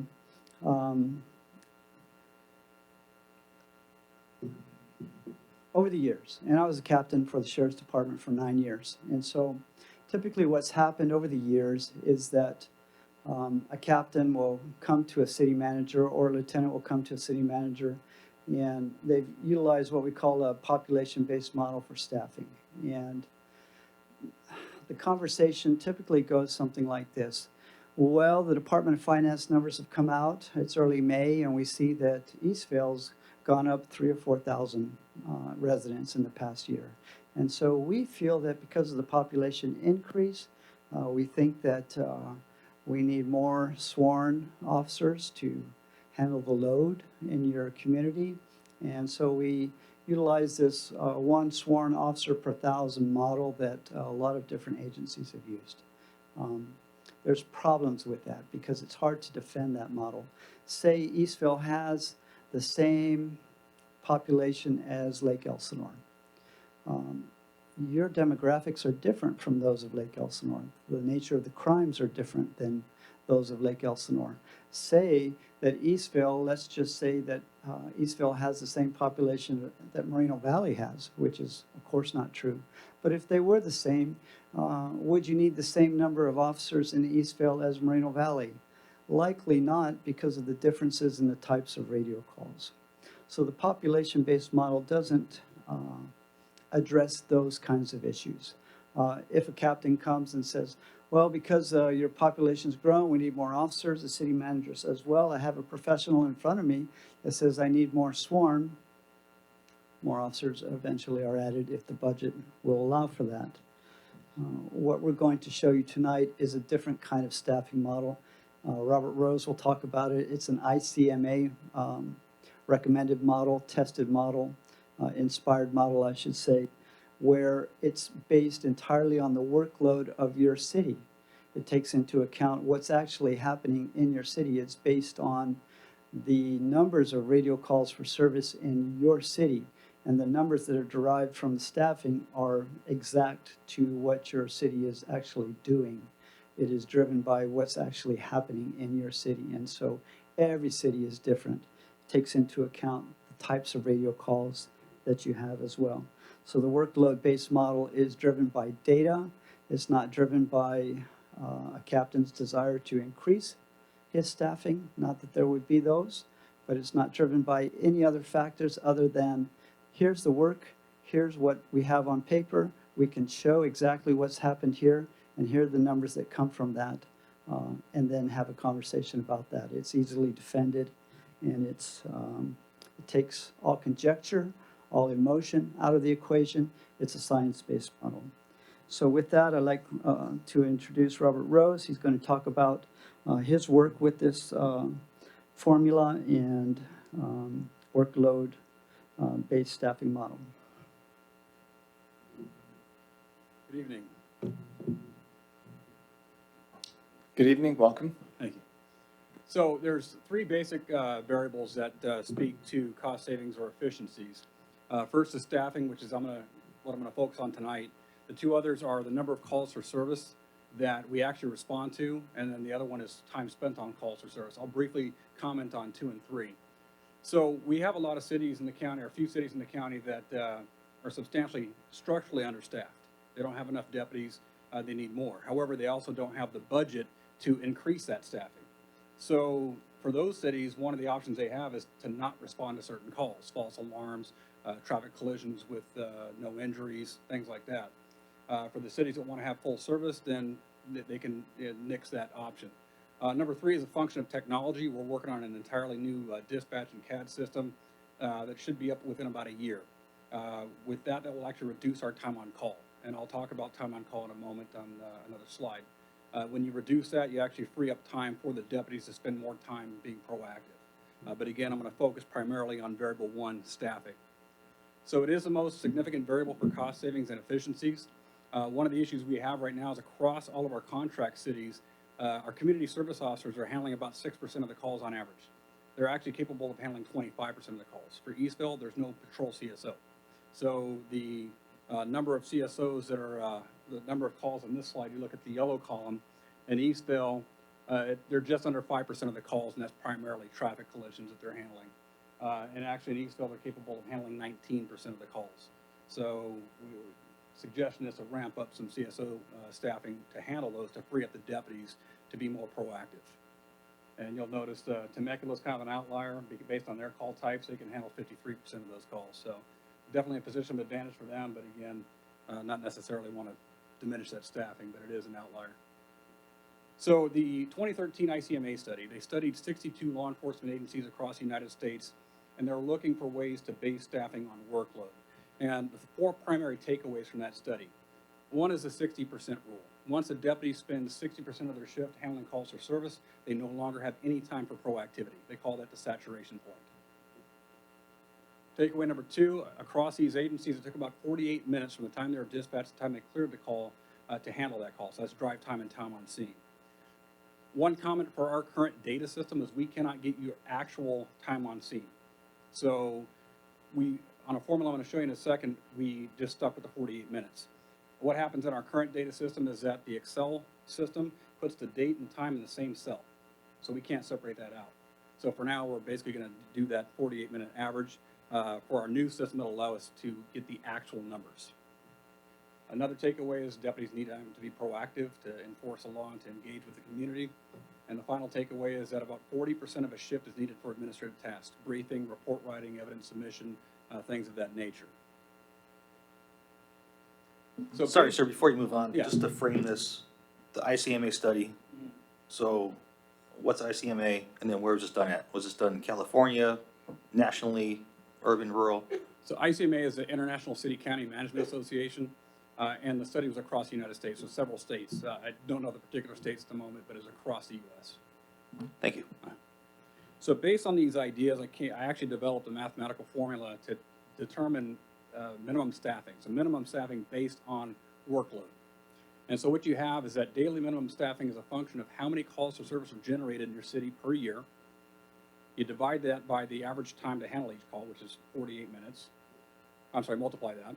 You divide that by 60 minutes to show how many hours per year are required to handle those public generated calls. Divide that by 365 days to tell you how many hours a day you need to handle those public generated calls. This is the saturation point. So you divide that by 0.6 to tell you how many productive hours you need per day to handle the calls. And then you divide that by your shift length to tell you how many deputies you actually need per day. A little complex, but it'll tell you mathematically. Again, this is just the quantitative side of the equation, not the qualitative side, which I'll get to in a minute. But mathematically speaking, that will tell you how many deputies you need per day minimum staffing. And so operating at that saturation point and giving 40% for the administrative time. Quick question. Is this one you designed? Yes. Just curious, thank you. A little background, I have a PhD in public administration, did some additional training at Harvard in executive development, so yeah, fun stuff. So basically applying the formula to Eastville. So public generated calls in fiscal 18-19, just over 19,000. So you plug that into the formula that tells you need just under 6 deputies a day, or 70 hours. So on a 12-hour shift, 3 in the morning and 3 on graveyards. Eastville currently staffs, again, 100 hours a day, 8.33 deputies. So what you see is Eastville is currently not staffed at the saturation point. They have more deputies than that, which is good. And I'll get to the actual numbers for Eastville in a second. These are the cities that are actually understaffed. So what you'll notice is that the yellow represents the saturation point. You see that San Jacinto, Moreno Valley, and Hooper Valley are over that saturation point. Lake Elsinore is right at that saturation point. The pink is how much proactive time they have, and as you'll notice, they have none. And then the blue is how much administrative time they have per shift. So what happens in these particular cities, if they want to be proactive, they have to steal from one side or the other. So extend call times or response times or write reports on their own time, and both are happening. So they steal from one side or the other. For the cities that are at or below the saturation point, you'll notice that, so for Eastville, 18% of the day is open for proactivity, which equates to about 2 hours per deputy per day. There's a question of how much time is sufficient. We don't know. It just depends on the amount of activity in the area, how much crime, or what the issues are, and how much time it takes to deal with them. So for like Paris, 9% is probably not enough. But 18% here is pretty good. Real quick, sir. Yes. Just, these are pretty good numbers, but I just want to make sure I'm clear on something. So with the saturation point, 70 hours a day, we have 100 hours. That's about 30% more, but then we only have 18% proactive time. Right. How does that work out? So at the 5 point, what was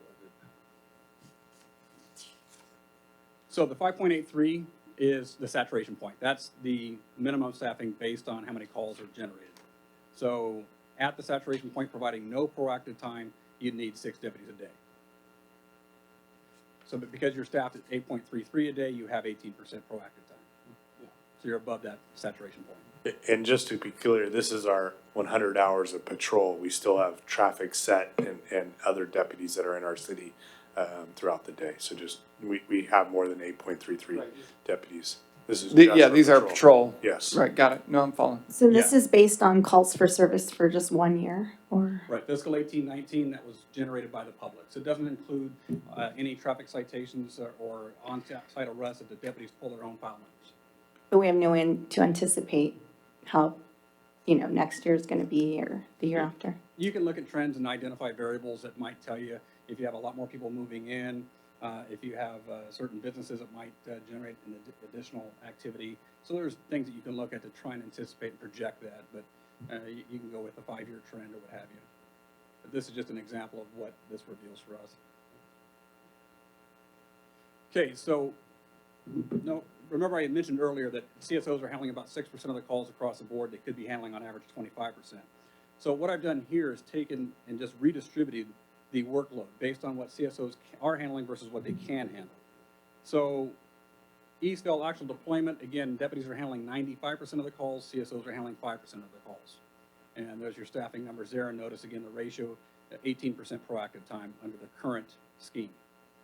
So with redistribution, deputies handle 81% of the calls, CSOs handle 19%. You need 7 deputies a day to stay at that 18% saturation point instead of 8.33, but you do need 1.5 CSOs a day. So a total of 3 CSOs spread throughout the week. I just have a question. Yeah. What are our CSOs doing right now As if far they're as, not answering those calls? my understanding is there's 2 dedicated CSOs for traffic. Right. Traffic, okay. But they're able to answer those, but they're just not answering them. They're not assigned to patrol, so yes. Oh, okay. So notice we're going from the 0.53 CSOs per day on the actual deployment. That is the rate supported number that you get. So in paying for all the deputies that you get in terms of the 8.33 plus the set and other positions, it pays for half a CSO a day, or 1 CSO for patrol. So when you're talking about a CSO, you're talking about a CSO that can handle other cases other than traffic? Correct. Is it- So here we want to up that from, 0.53 a day to 1.5 a day. So that's merely just redistribution of the workload based on what they're capable of handling. And that gives you an annual savings of just under $800,000 a year. So you still have the same proactive number of 18% a day. You're just shifting that workload, providing substantial savings for that. So the next thing is what I created, a hybrid deployment. So you're mixing contract hours with dedicated positions. The idea is if you increase contract hours, it's going to cost a lot more than if you set your contract hours at a certain point and then add dedicated positions. The idea there is that the current contract rate is $183.60 an hour. The dedicated rate is $157.12 an hour. And the dedicated positions, if they call out sick or if they're on vacation or training, you don't backfill those positions. And so for the first example, so I'll just call that 1A, it's again 81 and 19% respectively. The 6 contract deputies per day, again, that's at that saturation point. So remember, it's like 5.83, I just rounded it up to 6, so that you have minimum staffing at the saturation point that you're guaranteed to backfill of that, this will be 72 hours a day. You add 1 dedicated deputy per day, which means you have 2 dedicated deputies to distribute through the week. And then you back it at 1.5 CSOs. You have 8.5 positions a day instead of 8.86. You still have the same ratios at a savings of just under $1 million a year. Question on that, the dedicated deputy, is that a dedicated deputy position, or do we have a name associated? In other words, if they goes out, twist an ankle, workers' comp, and they're out for a year?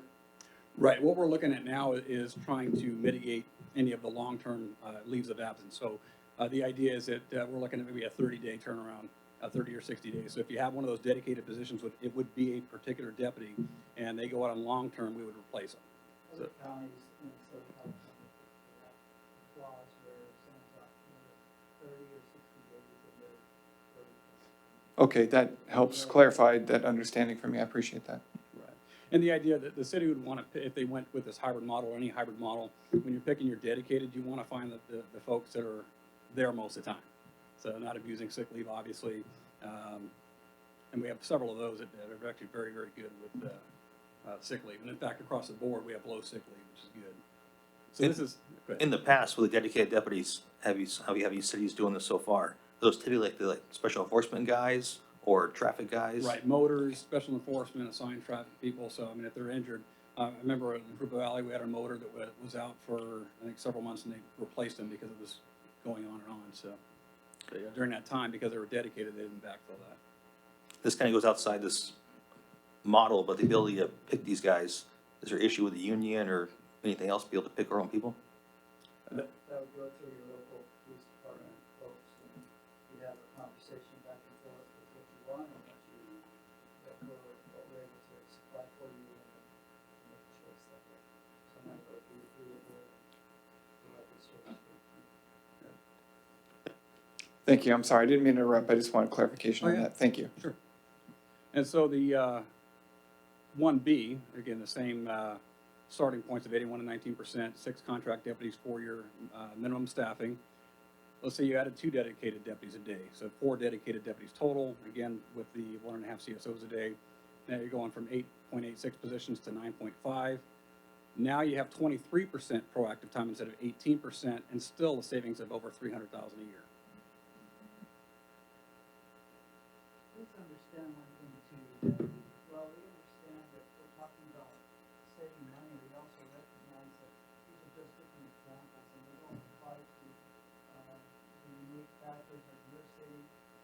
Those discussions will happen in the future as to what exactly is important to you. You don't want to save any money at all, if you want to hire another 15 deputies and put them on every street corner. Those are options available as well.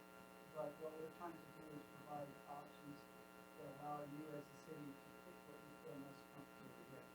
And there are projected cost savings with each of those options. I appreciate all of this. I really like having this conversation with options in front of us. And I don't want to interrupt your presentation because I'm following along and I appreciate it. Good. So 1C, same setup here, but we're just going from 1.5 CSOs to 2 per day. So you have a total of 10 positions a day, still at that 23% proactive time versus the 18%, and still at $184,000 a year savings for that. Show you another example where you're basically going with 2.5 dedicated deputies. So going from 4 dedicated deputies total to 5 dedicated total, still at that 1.5 CSOs. And the ratio gives 25% proactive time and just for an additional $8,000 a year. So what you're seeing is essentially greater efficiency that allow you to spend more or less the same amount of money to have more bodies to support. And that's why we're trying to have the proactive time is important because That's what drives your crime rate down. That's what will decrease ultimately the numbers of radio calls for service by your residents. If there's no proactive time, then all your deputies do is go out and handle reports. And things will just continue to spiral out and get worse. Do you have an example of the calls that the CSOs would be handling as opposed to the deputies? Yes. So a lot of the burglary calls with no suspect information, no leads, they can do those. If something develops, they can handle it off to a sworn deputy or an investigator. Of course, traffic collisions, anything that doesn't have any conflict to mitigate on scene, any danger, any suspect information, they can handle those. Vandalism calls where there's no suspect information. Those, the CSOs are already doing that in other states. No, I appreciate utilizing CSOs to maximize, you know, for better cost effectiveness, to maximize the ability to get more people out there. I like having a person showing up at somebody's doorstep when they call, and if we can get more bodies, that's something I like to talk about. But I find your formula is really interesting. I appreciate it. Thank you. And the idea, again, the 6 contract deputies today, that's minimum staffing based on math. There's other qualitative ideas to consider. So the idea is that if you want to have more than that minimum staffing guaranteed, of course, you can go back to the 8 deputies a day, but you lose your cost savings. However, there are relative cost savings. So let's say that you wanted to go from 8 deputies a day to 9 deputies a day. If you simply added the contract hours for that deputy, it'd be about $2 million a year in addition. If you did that extra body as a dedicated position, it'd be $600,000 a year. So you're talking about $1.4 million of savings for the same, 2 deputies, if you will, under those 2 different models. So the idea is you just have to determine what you really want your minimum to be, if you want it to be the minimum to be saturation, or if you want the minimum to be something higher. The other part of that too is that even with these formulas, so you have 5 dedicated deputies. The odds of all 5 of those dedicated deputies being gone at the same time is remote. It's not going to happen. And then, of course, scheduling vacations, they work around those things too. Questions? The proactive time, I know it seems to go up in some of these with the, you get contract deputies and CSOs, but does the proactive time go down for the contract deputies because they're just handling calls and then the 2 dedicated guys are able to be more proactive? Okay, good question. This is an actual pool for the whole patrol operation. So the idea is it's not designating the 6 contract folks just to handle calls and the dedicated is doing proactivity. It's all of them being proactive. So each of these deputies would have that time. So with the 18%, it's about 2 hours per deputy per day. So you have that pool for all the deputies. So everybody has 2 hours a day. You can pool that time and say, take 3 of those deputies. Hey, you guys have 6 hours to attack this problem today. So the time can be managed and used any way you want. So it's almost like having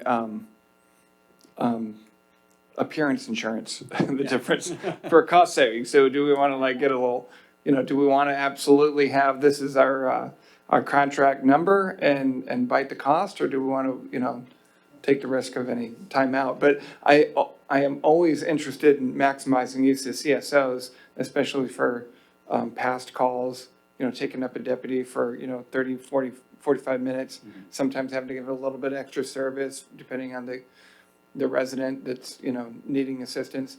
I really like exploring that. You've given us a lot of scenarios and there's a lot to chew on. Obviously, I don't think we're going to come up with any kind of recommendations, but it gives us an opportunity to start the conversation with the city on what our priorities are in time. And I didn't know we had an option between contract and dedicated option. Struggling with staffing my own agency. Me personally, I preferred like having the dedicated contract, but I'm not breaking out a checkbook every time I sign it. So, but I appreciate that. So, but I really like opening up the conversation of like, how do we want to divide up that time for, CSOs or maybe a deputy? Because if we can get more CSO time over deputy time, I think that's nice. It cuts down wait times. And also that, we don't want to get to saturation point. Saturation point is bad. That means we lose all that proactive time. We call it proactive time, but it's also sometimes investigative time. Yes. When, I got a case from 2 days ago that I can go follow up on right now. We're going to go grab a couple deputies and we can do it ourselves. We don't just have to ship it down to the detectives to, when they have an opportunity on their caseload to get out and do it, they can, gives them opportunity to do their own investigative work. You can go out and do probation searches. Right. Do all those Um, Thanks when you have a little bit extra time. Yeah, so I mean, it's proactive slash investigative time is probably the way I would look at it, and I really like having the opportunity for deputies to do their own follow-ups when the opportunity presents itself. Yeah, so I appreciate all of this breakdown.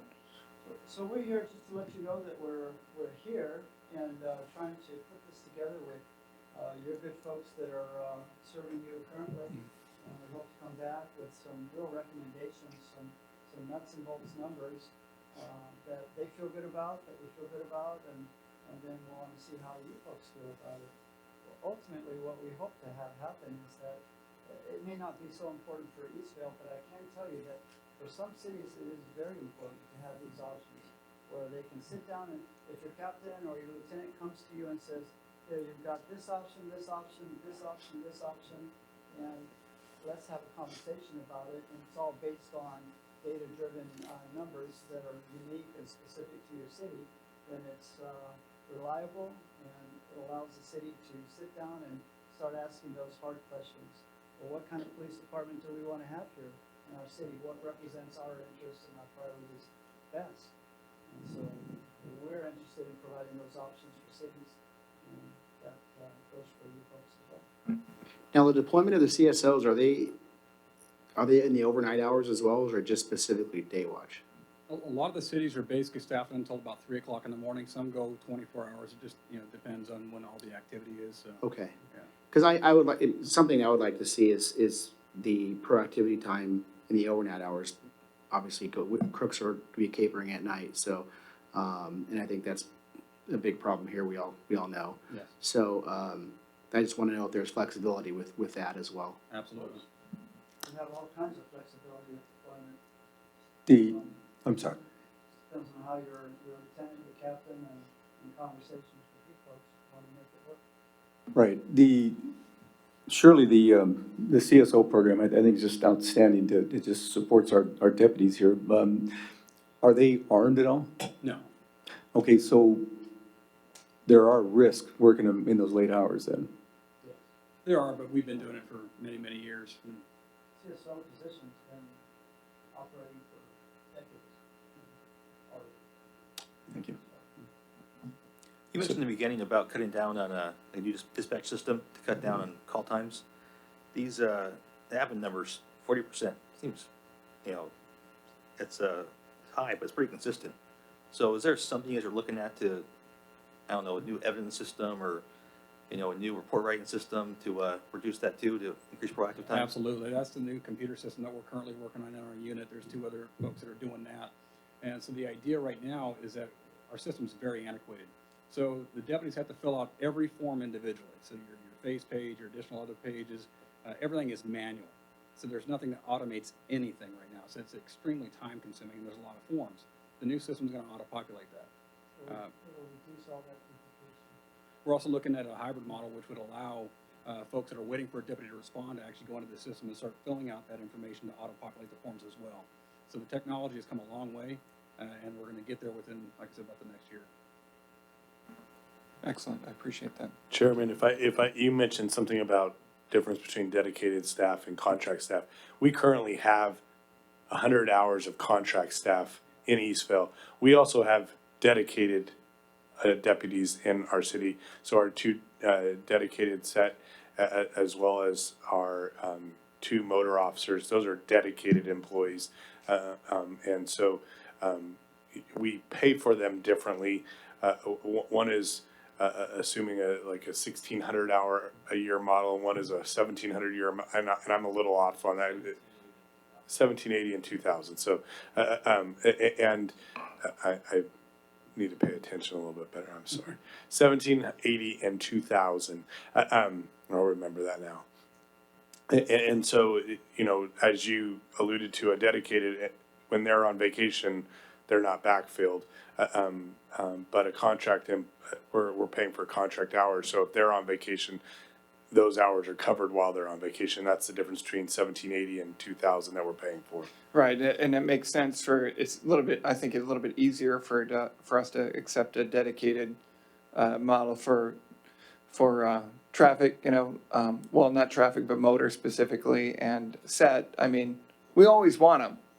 but I hate losing the patrol deputy response, you know, a little bit of a guarantee that we have built in. It's not, you gotta have a little bit of a mix. I'm good to save a little bit of money, but, you know, but it's good conversation. I appreciate it. Now, the set teams don't handle calls for service, right? So we're just, Typically, they don't.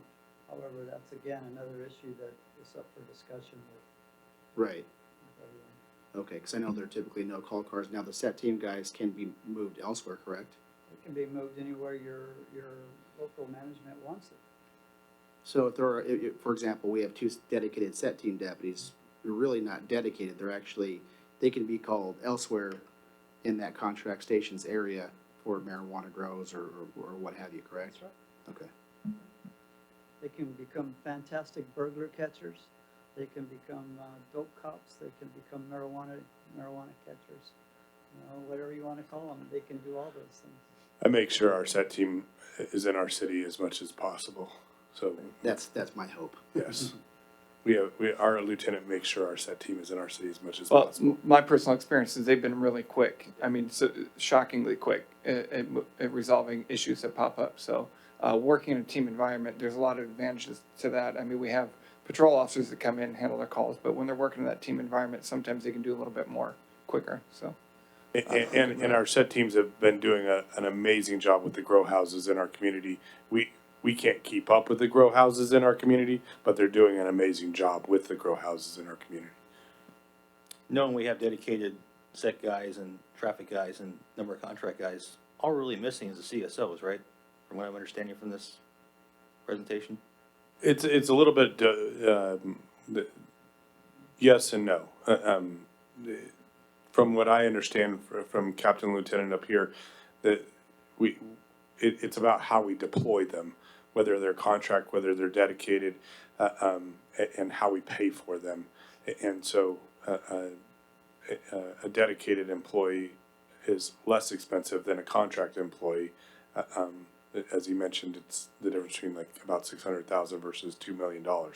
So a contract hour versus a dedicated employee is different, and it comes at a higher price for a contract, but you're always assured that the contract is fulfilled. Well, I appreciate the sheriff's department taking on the task of creating a division specifically for this with so many contract cities.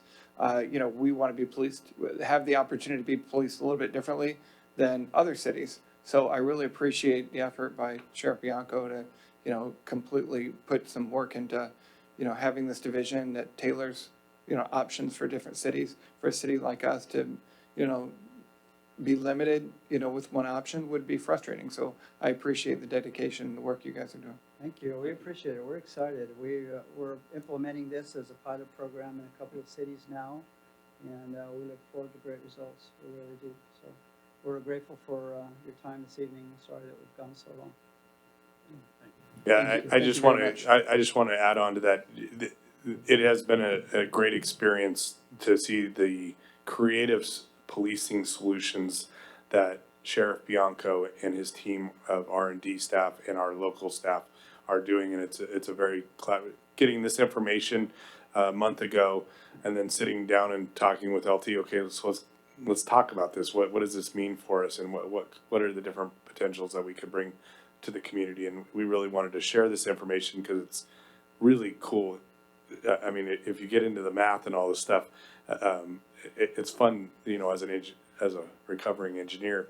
It's really fun to see the engineering equations. I was like, oh, okay, my dear Aunt Sally do the addition, subtraction, multiplication, division, you know, all that kind of stuff. So it was really good.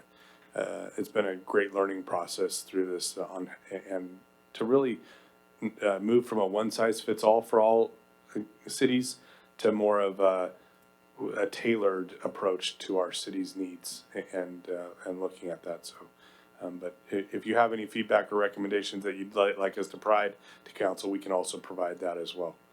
Like if you'd like to save $1 million versus repurpose that savings of $1 million, you know, those are the different kind of overarching kind of things.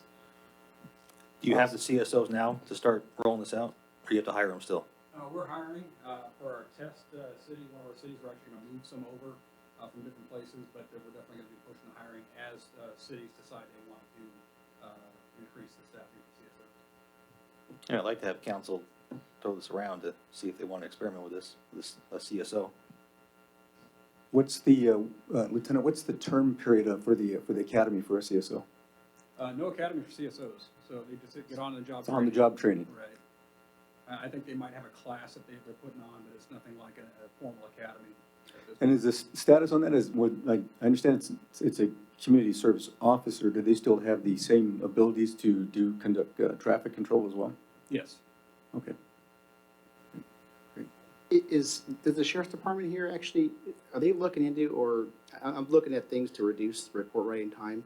Have they ever considered, report dictation to reduce that time? We've done that.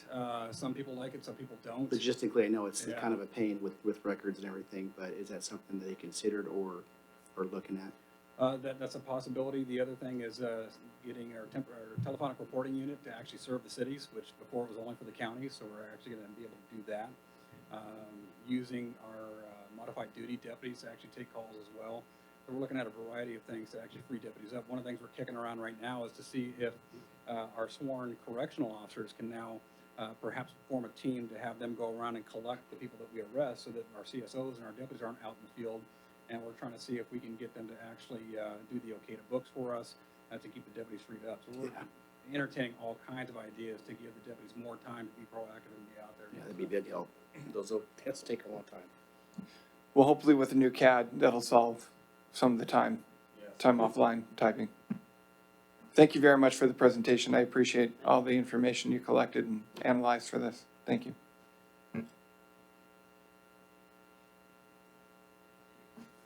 So moving along, we're down to 7.3 CAL FIRE's Business Inspection Program. Chief. Good evening, Commissioners. So before we get started with our plan, our presentation, how to establish and implement an annual business inspection program for the city of Eastville, all of you should have a copy of a fire safety or annual business inspection form that you can, as we're going through the presentation, it basically covers all the items that are included in an annual business inspection. Everything from fire extinguishers being serviced to alarm systems to the hood and duct systems, sprinklers. Very comprehensive, and at the end of the presentation, if you have questions on this document, we are here to answer all those questions. So we'll, an intro to our plan to hopefully establish and implement an annual business inspection program is a proactive approach to creating a positive working environment in our community. So our fire prevention program can be successful in hopes of utilizing, inspecting all the items that are on the inspection checklist annually, ultimately to prevent a fire response. That would be the goal, and enhance public safety. So as we get into the presentation, a quick overview, if we could go to the next slide, thank you. Basic overview of our current staffing in place here in the city of Eastville. As you all know, Fire Station 27, we staff a 3-person paramedic engine company, Engine 27. Medic Squad 27 with 2 paramedics, or at least a company officer and 1 paramedic a day. And then Fire Station 31, 1 paramedic engine staff municipally with 3 personnel. And then we have a cooperative agreement where we share a fire systems inspector, which you all know, fire safety systems inspector. I didn't say that correctly. Let me make sure I read them out of order. We share a fire systems inspector with the city of Norco, and I'll elaborate just a little bit. That's 2 days a week in Eastville and 2 days a week in Norco. And that position, what they do is they are completely consumed in those 2 days with doing new business inspections, temporary improvements and things like that. And then we share our fire safety specialists, which you all know that's Sandy Hastings. We also share Sandy's position with the city of Norco. So as we go through the presentation, the goal would be to add half of an additional inspector to establish or help establish and implement an annual business inspection program in the city of Eastville. So our proposed annual business inspection program. Currently, we do not have a program in place to inspect all of our businesses annually. I want to make sure we elaborate just a little bit. We do have to annually by law inspect all the hotels, motels, apartments, and schools. And those inspections are, I believe, have already been completed for the year or are ongoing to be completed. And those are what we call state mandates. Very, very similar type of inspection, but different than an annual business inspection. So again, the second bullet point, the need to always enhance and maintain public safety. And then two related incidents that have closed two businesses for multiple days within the last year or so in Eastvale. We like to take just a second. Eastvale is a city it's our 10-year anniversary week. So when the city was brand new, doing or conducting annual business inspections for a brand new city, probably wasn't a high priority at that point. The businesses are new. We did still have some of the businesses from the county days before the city incorporated, but overall, as time went on, probably wasn't a high priority. So if I could call all of your attention here, last week we had a notable incident at the Farmer Boys here in the shopping center where the business was closed 3.5, almost 4 days. And that creates quite an impact. To say globally, that would be a stretch, but it has a significant impact. And we'll go through a couple of items to make sure we share that multiple levels of that impact.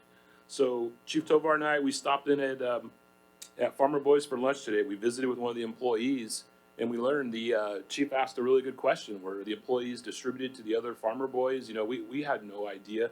And then come to find out, the employee was off duty without pay for 4 days. So it has an impact to employees, whether they live in the city or commute into the city.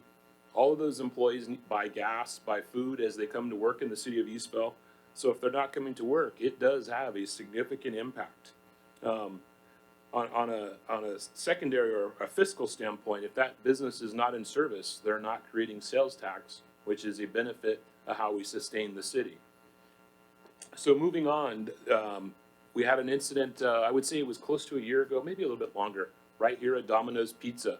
Both incidents were relatively started out, as you all know, all fires start small, but to be mitigated within the prevention element saves a response. And as soon as we all know, once we have to make a 911 dispatch, there's risk for those fire apparatus, SO coming to the incident to support us. So once that 911 comes in or alarm system comes in, we've significantly increased our potential risk damage to the building, where the goal would be to mitigate these incidents or keep them from happening in the preventative stage with an annual business inspection program. We estimate approximately 330 existing businesses in the city of Eastvale, and I want to emphasize that as an estimate. And then with future development, new businesses coming into the city, that number will naturally go up. Moving on to the next slide, what is an annual business inspection program? The form completely highlights it, and we would be glad to spend all the time needed to go through the items that are on there, but we'll summarize.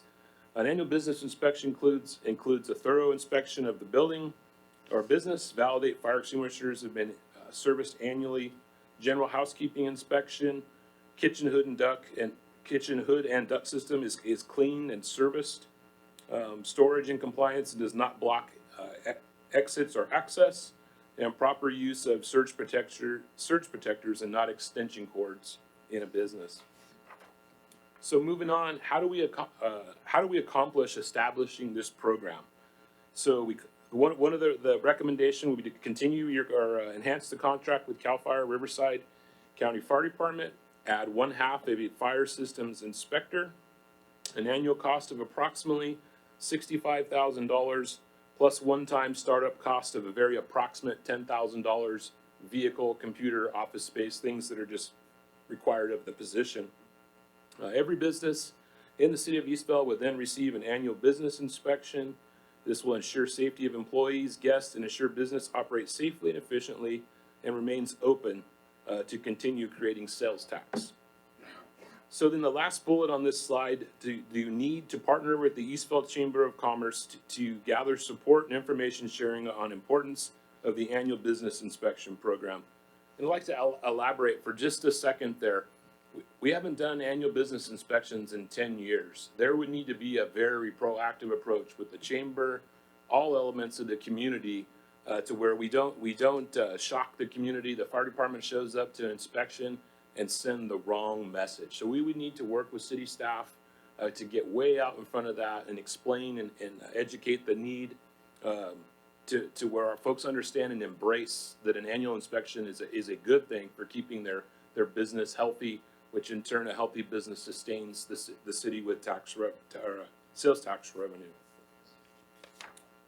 Okay, moving on, how do we fund or how do we pay for this annual business inspection program? So at a cost of half of an inspector at approximately $65,000 annually, first option, the city could absorb 100% of those costs. We'll move on to the second, develop a shared cost between business and the city. And then the third option is the one that we would like to emphasize, or we think would be the most appropriate or best for the entire city and the residents, is create a cost-neutral fee schedule adjustment to fund the program. The goal, like I said, the goal would be to create a cost-neutral program. For example, the city of Norco charges $143 for a basic inspection for a business under 3,600 square feet. So I want to touch on there or elaborate just a second. That would be for a very basic, the Farmer Boys, a 7-Eleven, the pizza, Domino's Pizza across the way. As you all know, in the city of Eastvale, we have some very large and complex buildings. So if you take Amazon, Granger, any of the large commercial buildings to the north, buildings like that are going to require a comprehensive annual business inspection. It would take multiple days.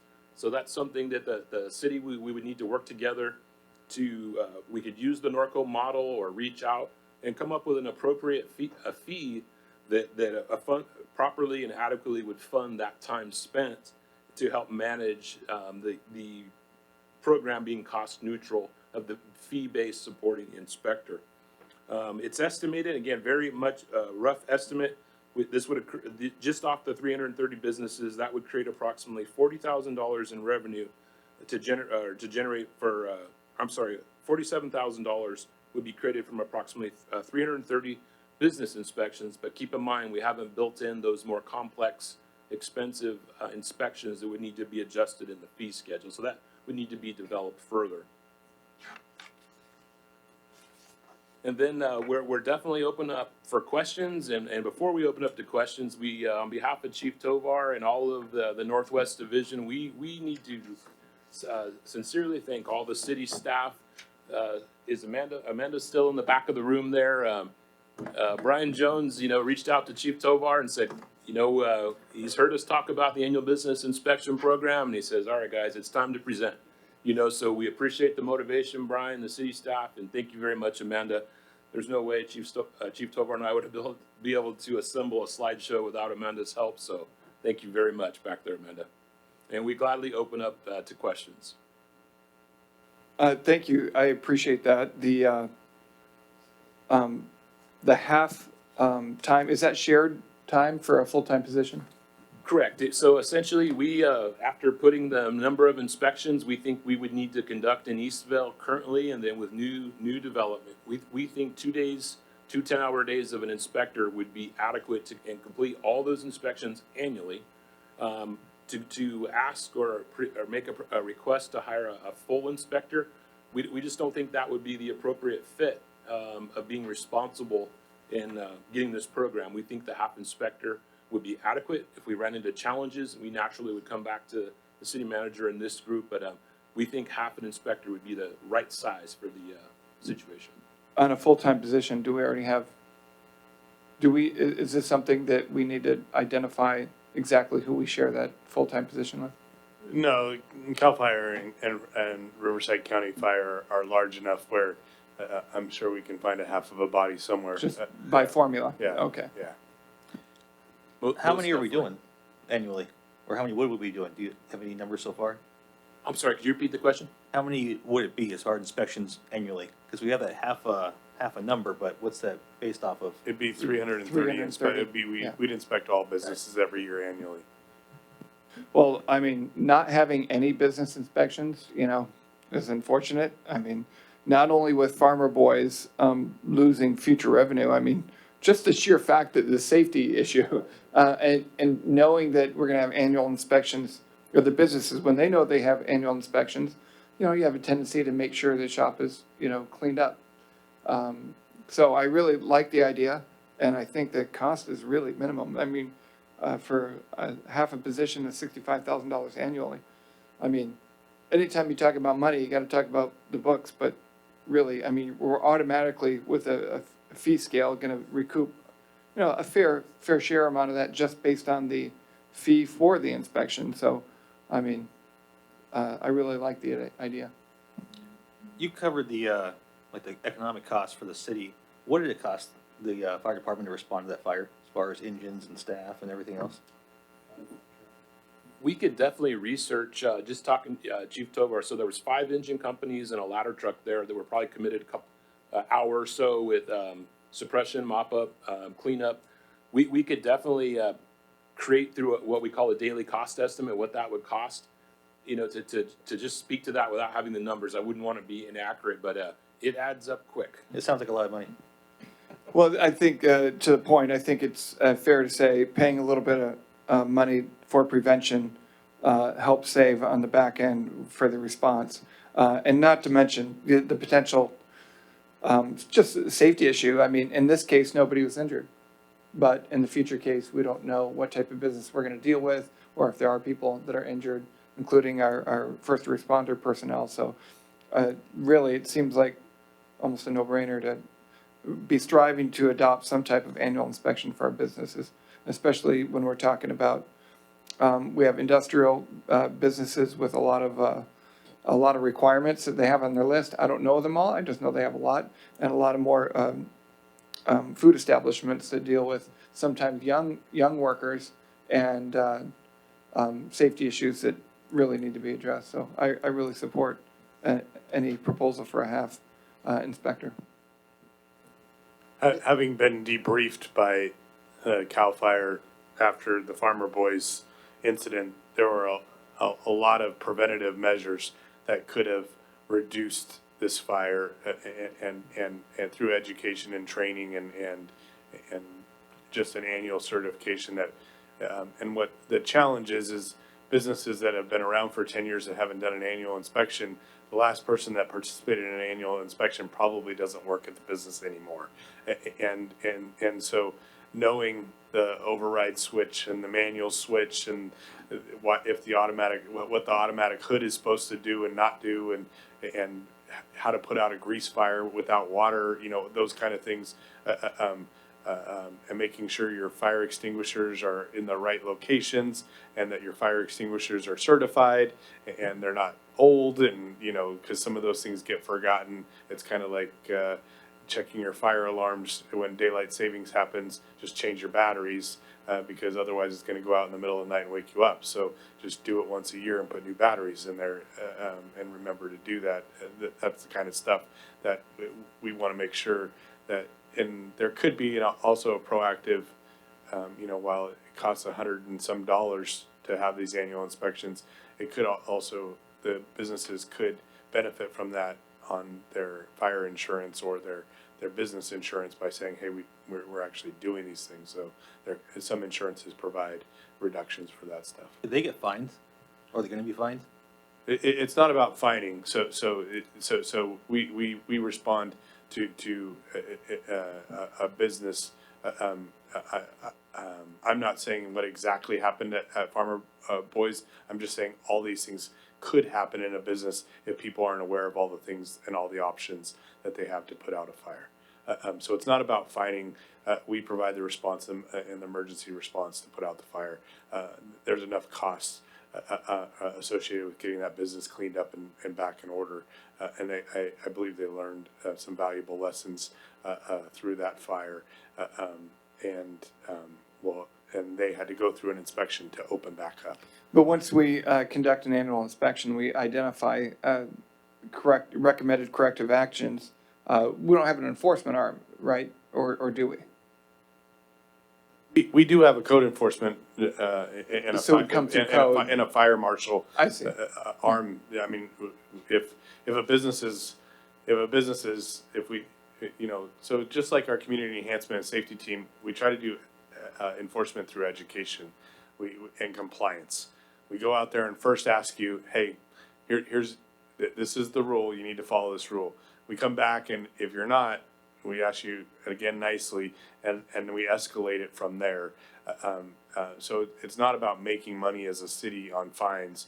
It's about getting compliance through education and awareness. And the same thing would be with fire. If we have a business that's blatantly ignoring our fire marshal has and our community enhancement and safety team have the ability to shut down a business. And that's the last thing that we want to do. So we want to encourage them through education and get compliance. That's perfect. I appreciate all of that. So with those larger businesses, I just real quick question, we can potentially reduce, depending on the cost you guys come up with, like Amazon and whatnot, we can reduce the gap from between 47 and 65 potentially. We absolutely, with some more staff time to develop a fee that's appropriate, the right size, the fee, we most definitely think we can get can very almost break close. even or get close to it at least. Correct. Okay. Yeah, so what, just so members of the community or anybody listening on this, this is a discussion topic to ask both the Public Safety Commission as well as City Council, is this a program that you would like us to pursue?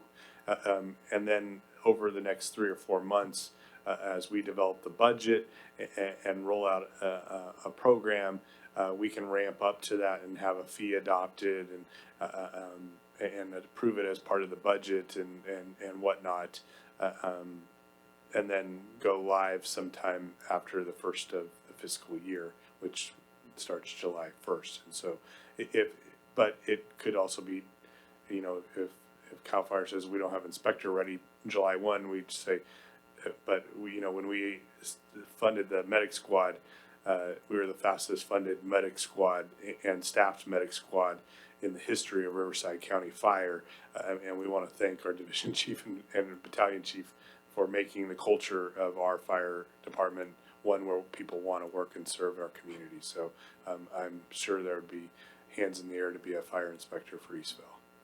It's something I would support 100%. And I don't know if that's something we'd have the motion, but I would support moving forward with it. As the chief said, we want to work hand in hand with them on the marketing, have our communications person, soften the message and explain why it's important, because 10 years without it, I'd be a little surprised if I was a business owner. I think that's fair. I think we're probably ready for a motion to support city staff's evaluation into an annual business inspection program. I know this is still under development, but I think everybody, at least those that have spoken, this commission, feel very supportive of developing some type of annual inspection program. So I think that was a motion. If not, I will motion for it. Second. Commissioner Cirillo? Aye. Commissioner Fitch? Aye. Commissioner Varela? Aye. Vice Chair Gracia? Aye. Chair Dinko? Aye. Motion passes 5-0. Thank you. I appreciate the time into the presentation. It's good. It's something, honestly, I don't think about much, but I can see how important it is. Thank you.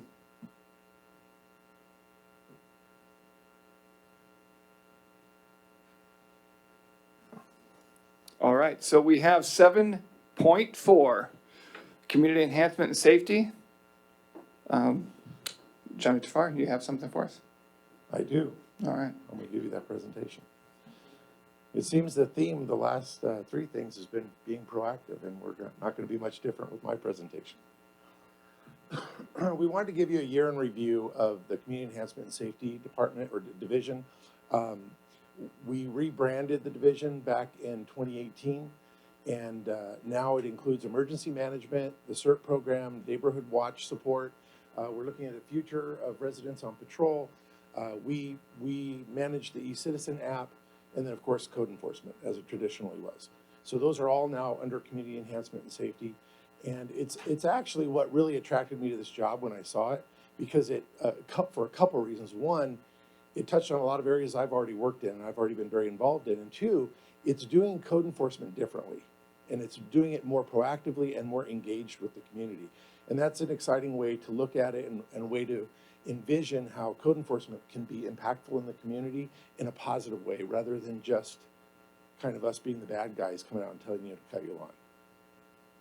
In the mid-year budget, the city approved new CES positions, a manager position, an officer, and a technician.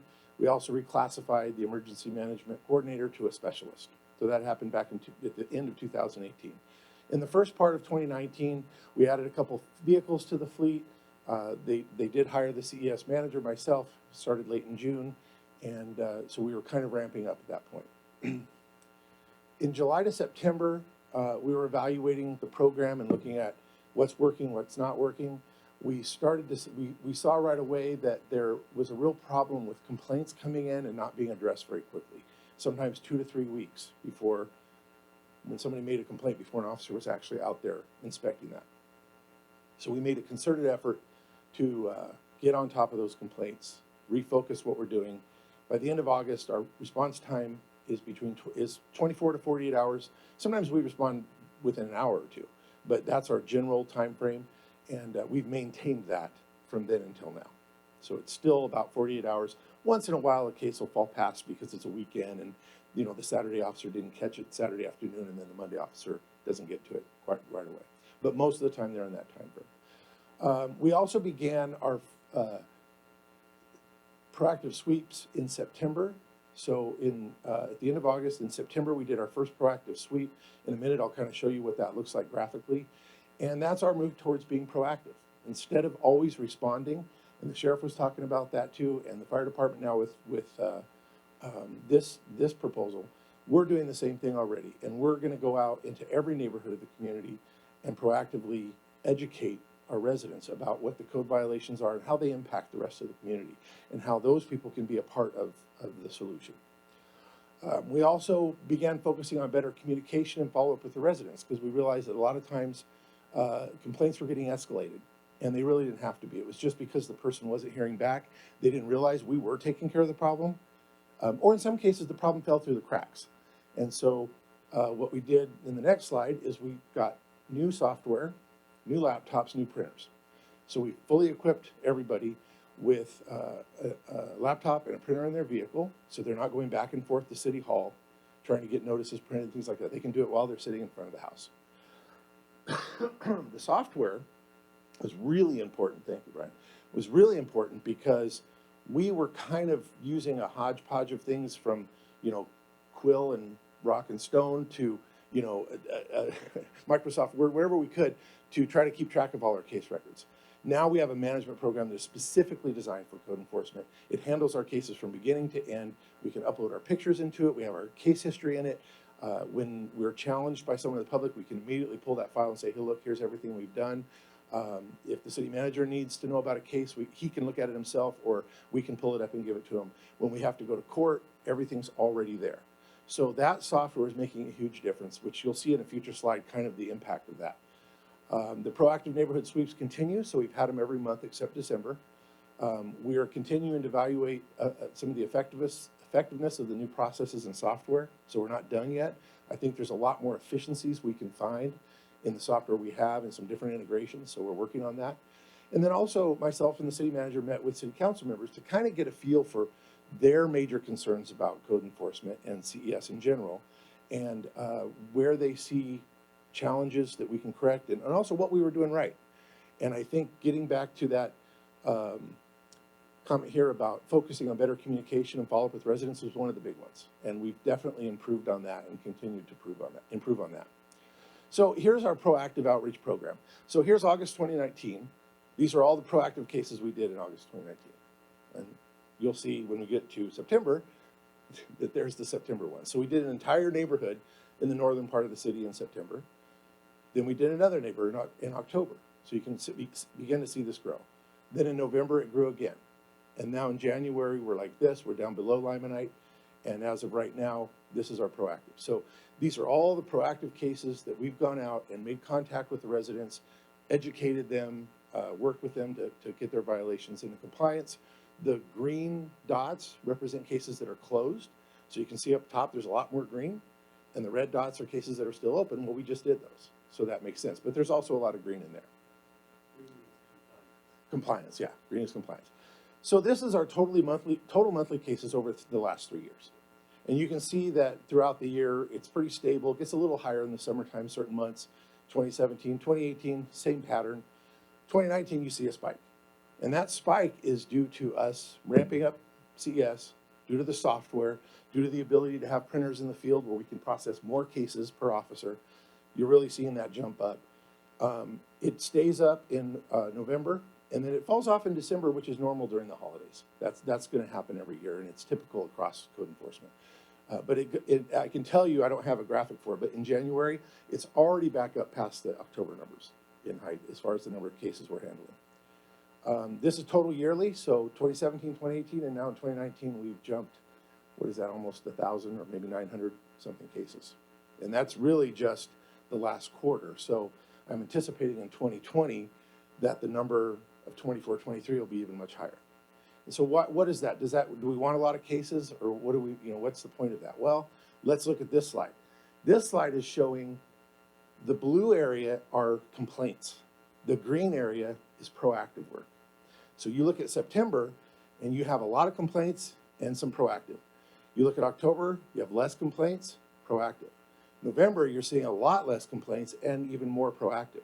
Let's ignore December. We didn't do a sweep in December, but now we're back to January, and look how much lower the complaints are versus the proactive. Now, summer and winter have different caseloads, and we will see those blue lines go back up. But over time, and it may take a year or two, we should see the proactive green part being way longer than the blue. The blue should be down here, because we're getting out in front of it. We're staying ahead of it, and we're staying on top of these things.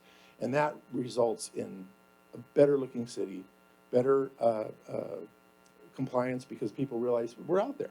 They realize we're going to come talk to them, so they go take care of it because they don't want to hear from us. Now, maybe they do because the guys are so nice, but most of the time people don't. They're busy and they don't want to hear from us. So that's the presentation for the year in review, and if you have any questions, I'm here to answer them. Sounds like you asked for certain things, you spotted needs. I need trucks, I need laptops, and that stuff worked. And there's going forward, what do you think you might need? What do you envision to help you out? I talked about a little bit, maybe some software enhancements. There's some short-term rental softwares out there that could help us with enforcement with that. There's some integrations we can create that will improve internal efficiency so we can handle even more caseload. At this point, that's as far as I've considered it. Is there an obstacle to those things, or just time to figure it out? Yeah, there's some ordinance issues with the short-term rentals that we're working through. We have a new ordinance that's been passed by council. And, then always, money is, deciding what you want to allocate what to what. So we'll work through that and figure it out. But it's not real expensive. So I think it's just something that's on the radar that we'll be working towards. So this proactive versus reactive, is this just contact, or these cases are actually closed? You're talking about these ones? Yeah.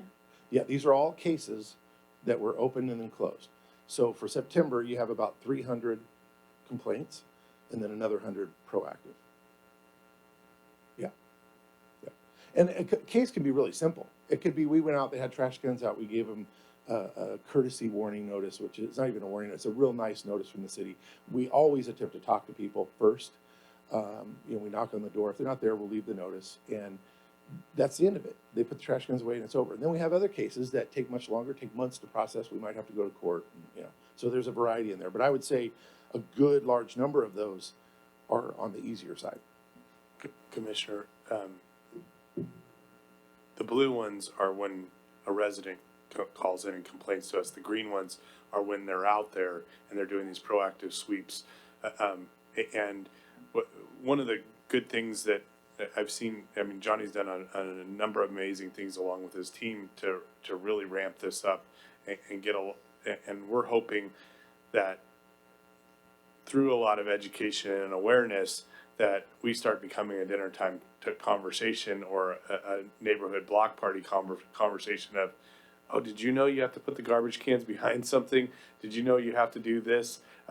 So that as you're out there in the community, you're passing the word along that, oh my gosh, did you get a warning about this? I didn't know you had to keep your grass under 6 inches. I didn't know you couldn't have brown spots in your grass. Whatever the code enforcement violation might be, we're getting out there and communicating with them, because just as people kind of get with our fire prevention, people forget, oh yeah, I gotta replace my fire extinguishers or have them certified. Sometimes people are like, oh, I've never gotten a citation for leaving my garbage cans out all week long. And all their neighbors are frustrated about it and then fuss. And then it creates a tension of those people never put their garbage cans away. And then you don't talk to them and you create some hostility out there. And so, you know, what we're really trying to do is how do we keep the high standard that everybody expects in the city of Eastvale? And it's really the broken window syndrome. We don't want something escalating into something more that RSO has to get involved when we can nip it in the bud with community enhancement and safety early on. Thank you. I wanted to address 3 parts on this. I mean, the software, you could notice right in the statistics and the ability to capture the workload, it just allows you to be more efficient. So I'm really glad we're able to get on that, and our, you know, city staff is willing to work with you to get what you needed quickly, because I think that's pretty quick from the time that you came on to getting the software and implementing it and utilizing it, because you can see the trends change. And then being able to get more proactive time comes with better efficiency. So it's nice to see that we're becoming more efficient. But I also want to point out the fact that you highlighted the importance of following up with residents, the complainants, which is really, really important. I appreciate the fact that you consider that important, because it's just down to the basic customer service. People want feedback. Even if you solve the problem, that's great, but we want people to know that we care and that we're solving the problem. And that feedback takes a little bit extra time, but good customer service always takes a little bit extra time. And making that a priority is really, really appreciated. So I want to say thank you on that. And the last thing is that stats really don't quantify is the satisfaction that we receive. So stats can report how many complaints we have, how much proactive time, but overall satisfaction is difficult to quantify in a number. But I've no doubt with the amount of pieces that you're able to address and issues and calls that you're able to address, the satisfaction with residents in the community goes up. So I know it's hard to quantify, but with the increased efficiency, I'm confident that we're getting a good satisfaction of the work you're doing. So I appreciate it. That satisfaction is experienced by the city manager as well. There were some days when I get 5 emails regarding something involving a citation. It's rare that I get 5 in a month or in 2 months, because the way we're handling it in the customer service and the approach that we're having now, which is really nice to keep the situations resolved at the appropriate level in the organization and not have to escalate everything to the city manager to step in. So that's awesome. And I wanted to touch base on what you commented on. What we did in this first year was we went for the low-hanging fruit. These were easy things we could fix that really made a big impact. And now we'll be evaluating all sorts of things to make smaller marginal improvements. We have some of our staff that are newer to the profession, and they need additional training, and we can do, you know, some of that in-house and some of it externally to help them be more efficient. So those efficiencies will start to kick in over time. Chairman, you mentioned something about technology, and when Johnny came on, he asked, "Well, what technology do you use to manage your customer response management tools?" And I'm like, "Well, we have homing pigeons, we have smoke signals, paper, we have pencil. You know, we have to do a number of different things." And he's like, so with his wealth of knowledge and experience and leadership in the realm of KCO and with his professional network that he's developed, he was coming in, well, here, let's evaluate these 7 different software and identify which one would be the best and most compliant with our community development department and managing all and tracking all these things. But it was really nice when I could say, well, can you pull up on a map and show me all the cases that are open and how many are still open? And he can now start showing me these things. And I'm like, oh, okay. So we did that one in September, and they're almost all green. There's 2 left in red. And I'm like, what are those 2 left in red? And he's like, well, we got this one issue and this other issue, but it should be resolved in the next week. And I'm like, okay, great. But I can just see at a glance and he has the information right at his fingertips. So somebody, you know, when somebody reaches out to me, I can just either refer Give them them. an accurate answer. I can That's give awesome. them, Yeah. I can give them an accurate answer Yeah. because I can say, Johnny, can you look up this address? And he's like, oh, here's what we're doing and how we're doing it. And here's the officer. And you can let them know to call the officer tomorrow and they'll be available to provide feedback on where they're at in the investigation in the case. And it's just, it's an amazing experience that we're creating with the entire community team that's bought into Johnny's leadership and the new vision for community enhancement and safety. And we're seeing great dividends in the community and results from it. And, it's one thing to create a process, but it's another thing to make sure the results are what you're wanting. And we're definitely moving in the right direction. So That's awesome. Thank you. And it is a testament to the entire team that they're buying into this. They realize the advantage of it. They realize that ultimately we want them to be part of all these things that are under community enhancement safety, not just code enforcement officers. In order to get there, we have to get our efficiencies up so that they have that time to be working on those other things. And I think they're excited about that. And so it's a really fantastic team. They're all really good people. None of them go out there and treat the public badly. They're super nice to them. And that's all we can expect of them is to go out there and do a good job and be nice to people. And I like it when I get a complaint. Hey, your guy came out. What's this about? Why my neighbors are picking on, by the way, your guy was really nice, but my neighbors are picking on me and blah, blah, blah. And I'm like, yeah, that's what I want to hear. I want to mention one other individual sitting in the back of the room. Ava is our emergency management specialist, a rock star, and she was identified as Employee of the Year last year. So she's in the back, and I'm going to make her blush now. But she, along with Johnny and Don Pettinger, who runs the Neighborhood Watch program, are all CERT instructors, and we're now doing CERT trainings internally. We don't have to rely on the county to provide all the staffing, and we can do them more frequently by shifting their schedules around. And we might be able to do them instead of just a Friday, Saturday, Sunday. We might be able to do them Tuesdays for 6 weeks or something like that to allow people that are busy on Saturdays or Sundays to do it another night of the week. But what we're really working on is a train and retain program with the CERT program. And we first opened our first class up to the Neighborhood Watch captains to sign up to take that CERT program, and now it's opened up to the whole community. But a number of different things that we're really starting to focus on as we create efficiencies amongst our team. So and have a greater expansion. And one of the things Johnny's really wanting to do is how do we create this community enhancement and safety and take code enforcement to the 21st century and do it in ways that can have a greater impact in the community with Neighborhood Watch, CERT, emergency management, and code enforcement, and really create community champions within the city that can help us in the event of a tragedy or emergency or an event, and we can call on them as well as in a criminal activity.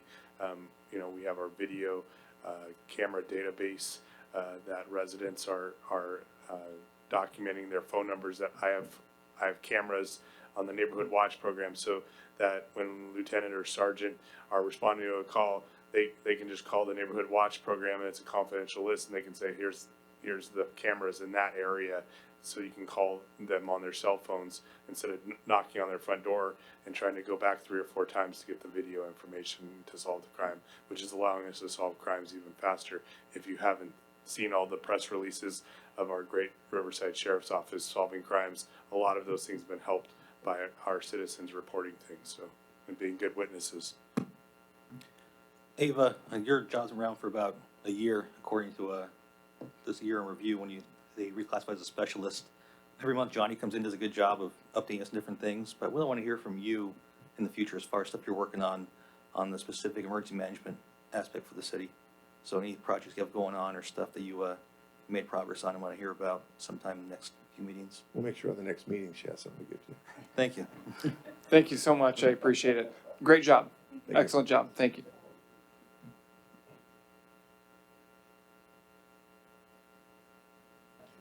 Okay, going on to item 7.5. Just kidding, there's no 7.5.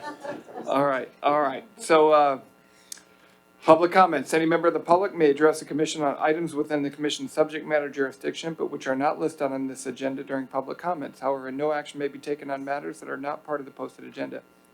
We request comments be made on the agenda, be made at the time item is considered, and the comments be limited to 3 minutes per person. Michael?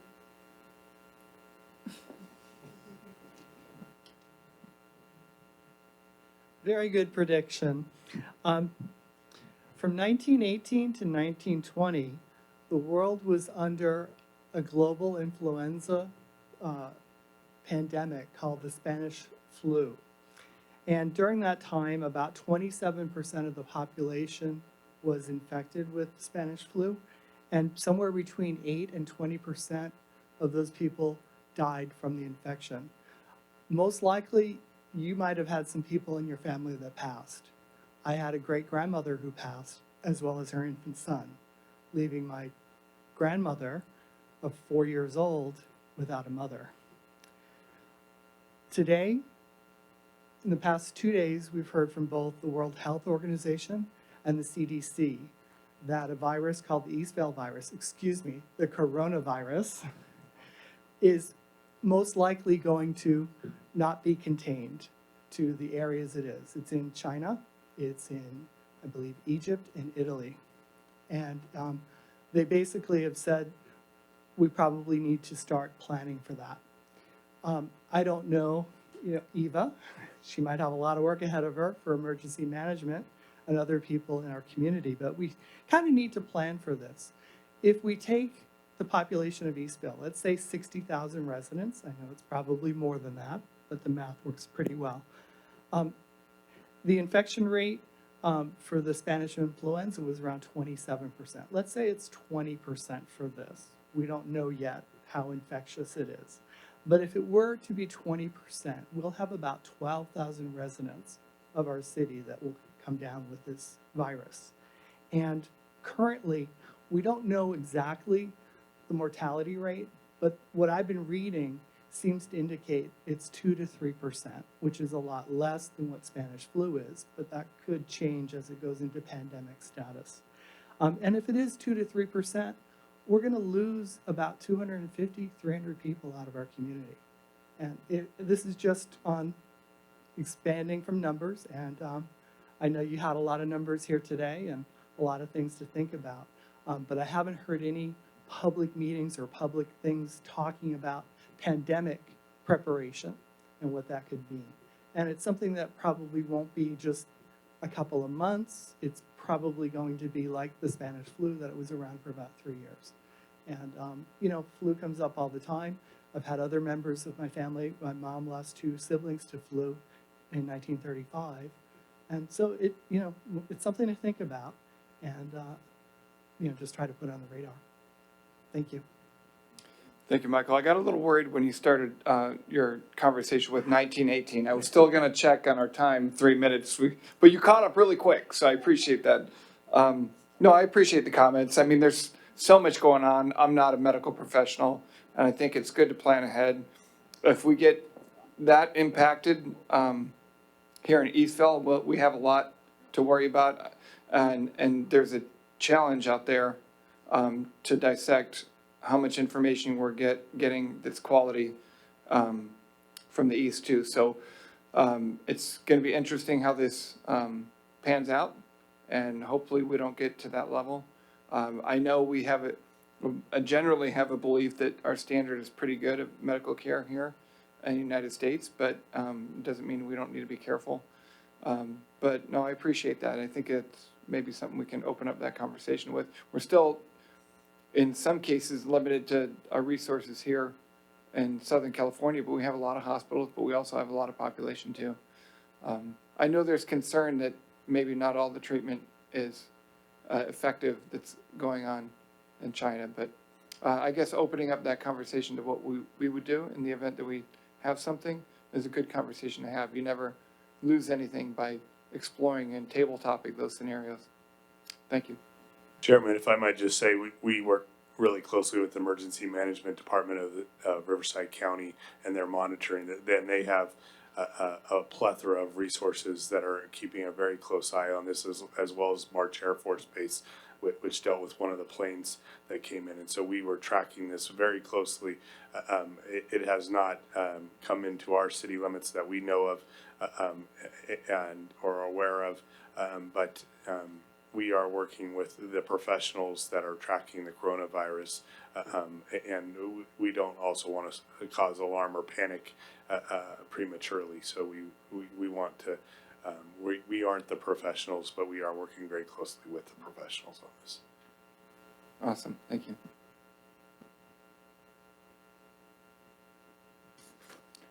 I'm guessing that's it. Correct, that was the only public comment. All right, so item 9, city staff report. Do we have? So earlier, Chief Fike mentioned that it's our 10-year anniversary this week, and it's not our anniversary this week, it's the Chamber's anniversary this week. And the Chamber started 10 years ago, and they're having they have a sold-out event on Thursday night at the community center that many of us will be attending.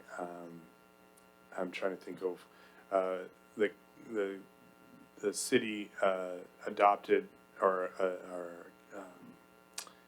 the city executed a contract to start our Eastville 2040 plan, and I think I believe you have shirts up there or in your boxes. So we are working diligently, and maybe we hold them up and take a picture with them in front of you guys because it's part of our marketing thing. But we're really branding Eastville 2040. We're turning 10 in October, but we want to start talking about what we want to be like when we're 30, and then the steps we need to be the steps we need to be doing to get there to be successful with our goals and aspirations and vision as a community. This is going to be a very comprehensive community engagement process where you're going to see us out and into the community, going to groups. And so if you have groups that you would like us to come to, please reach out to Gina and let her know, hey, this is the leader of this group, and that's a good contact point. We want to make sure that we have an amazing, diverse representation of our very diverse community as we grow and develop as a city. And so that's an exciting thing. I'm trying to think what else.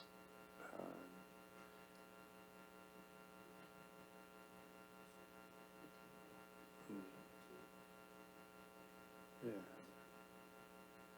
I think that's it for announcements right now.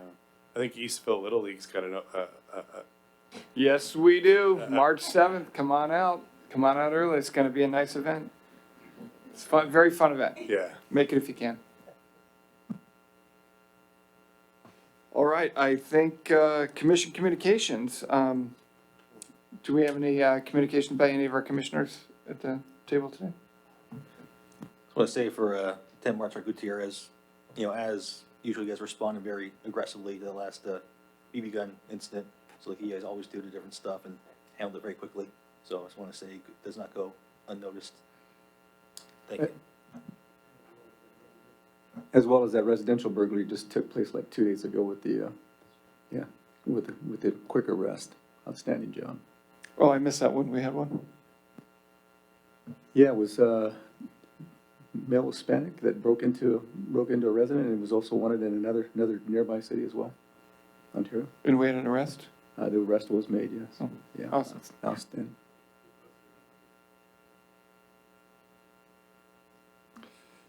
All right, any other communication?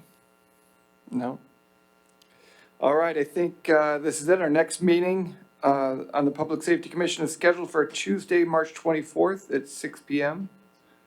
Meeting is now adjourned. Thank you for coming.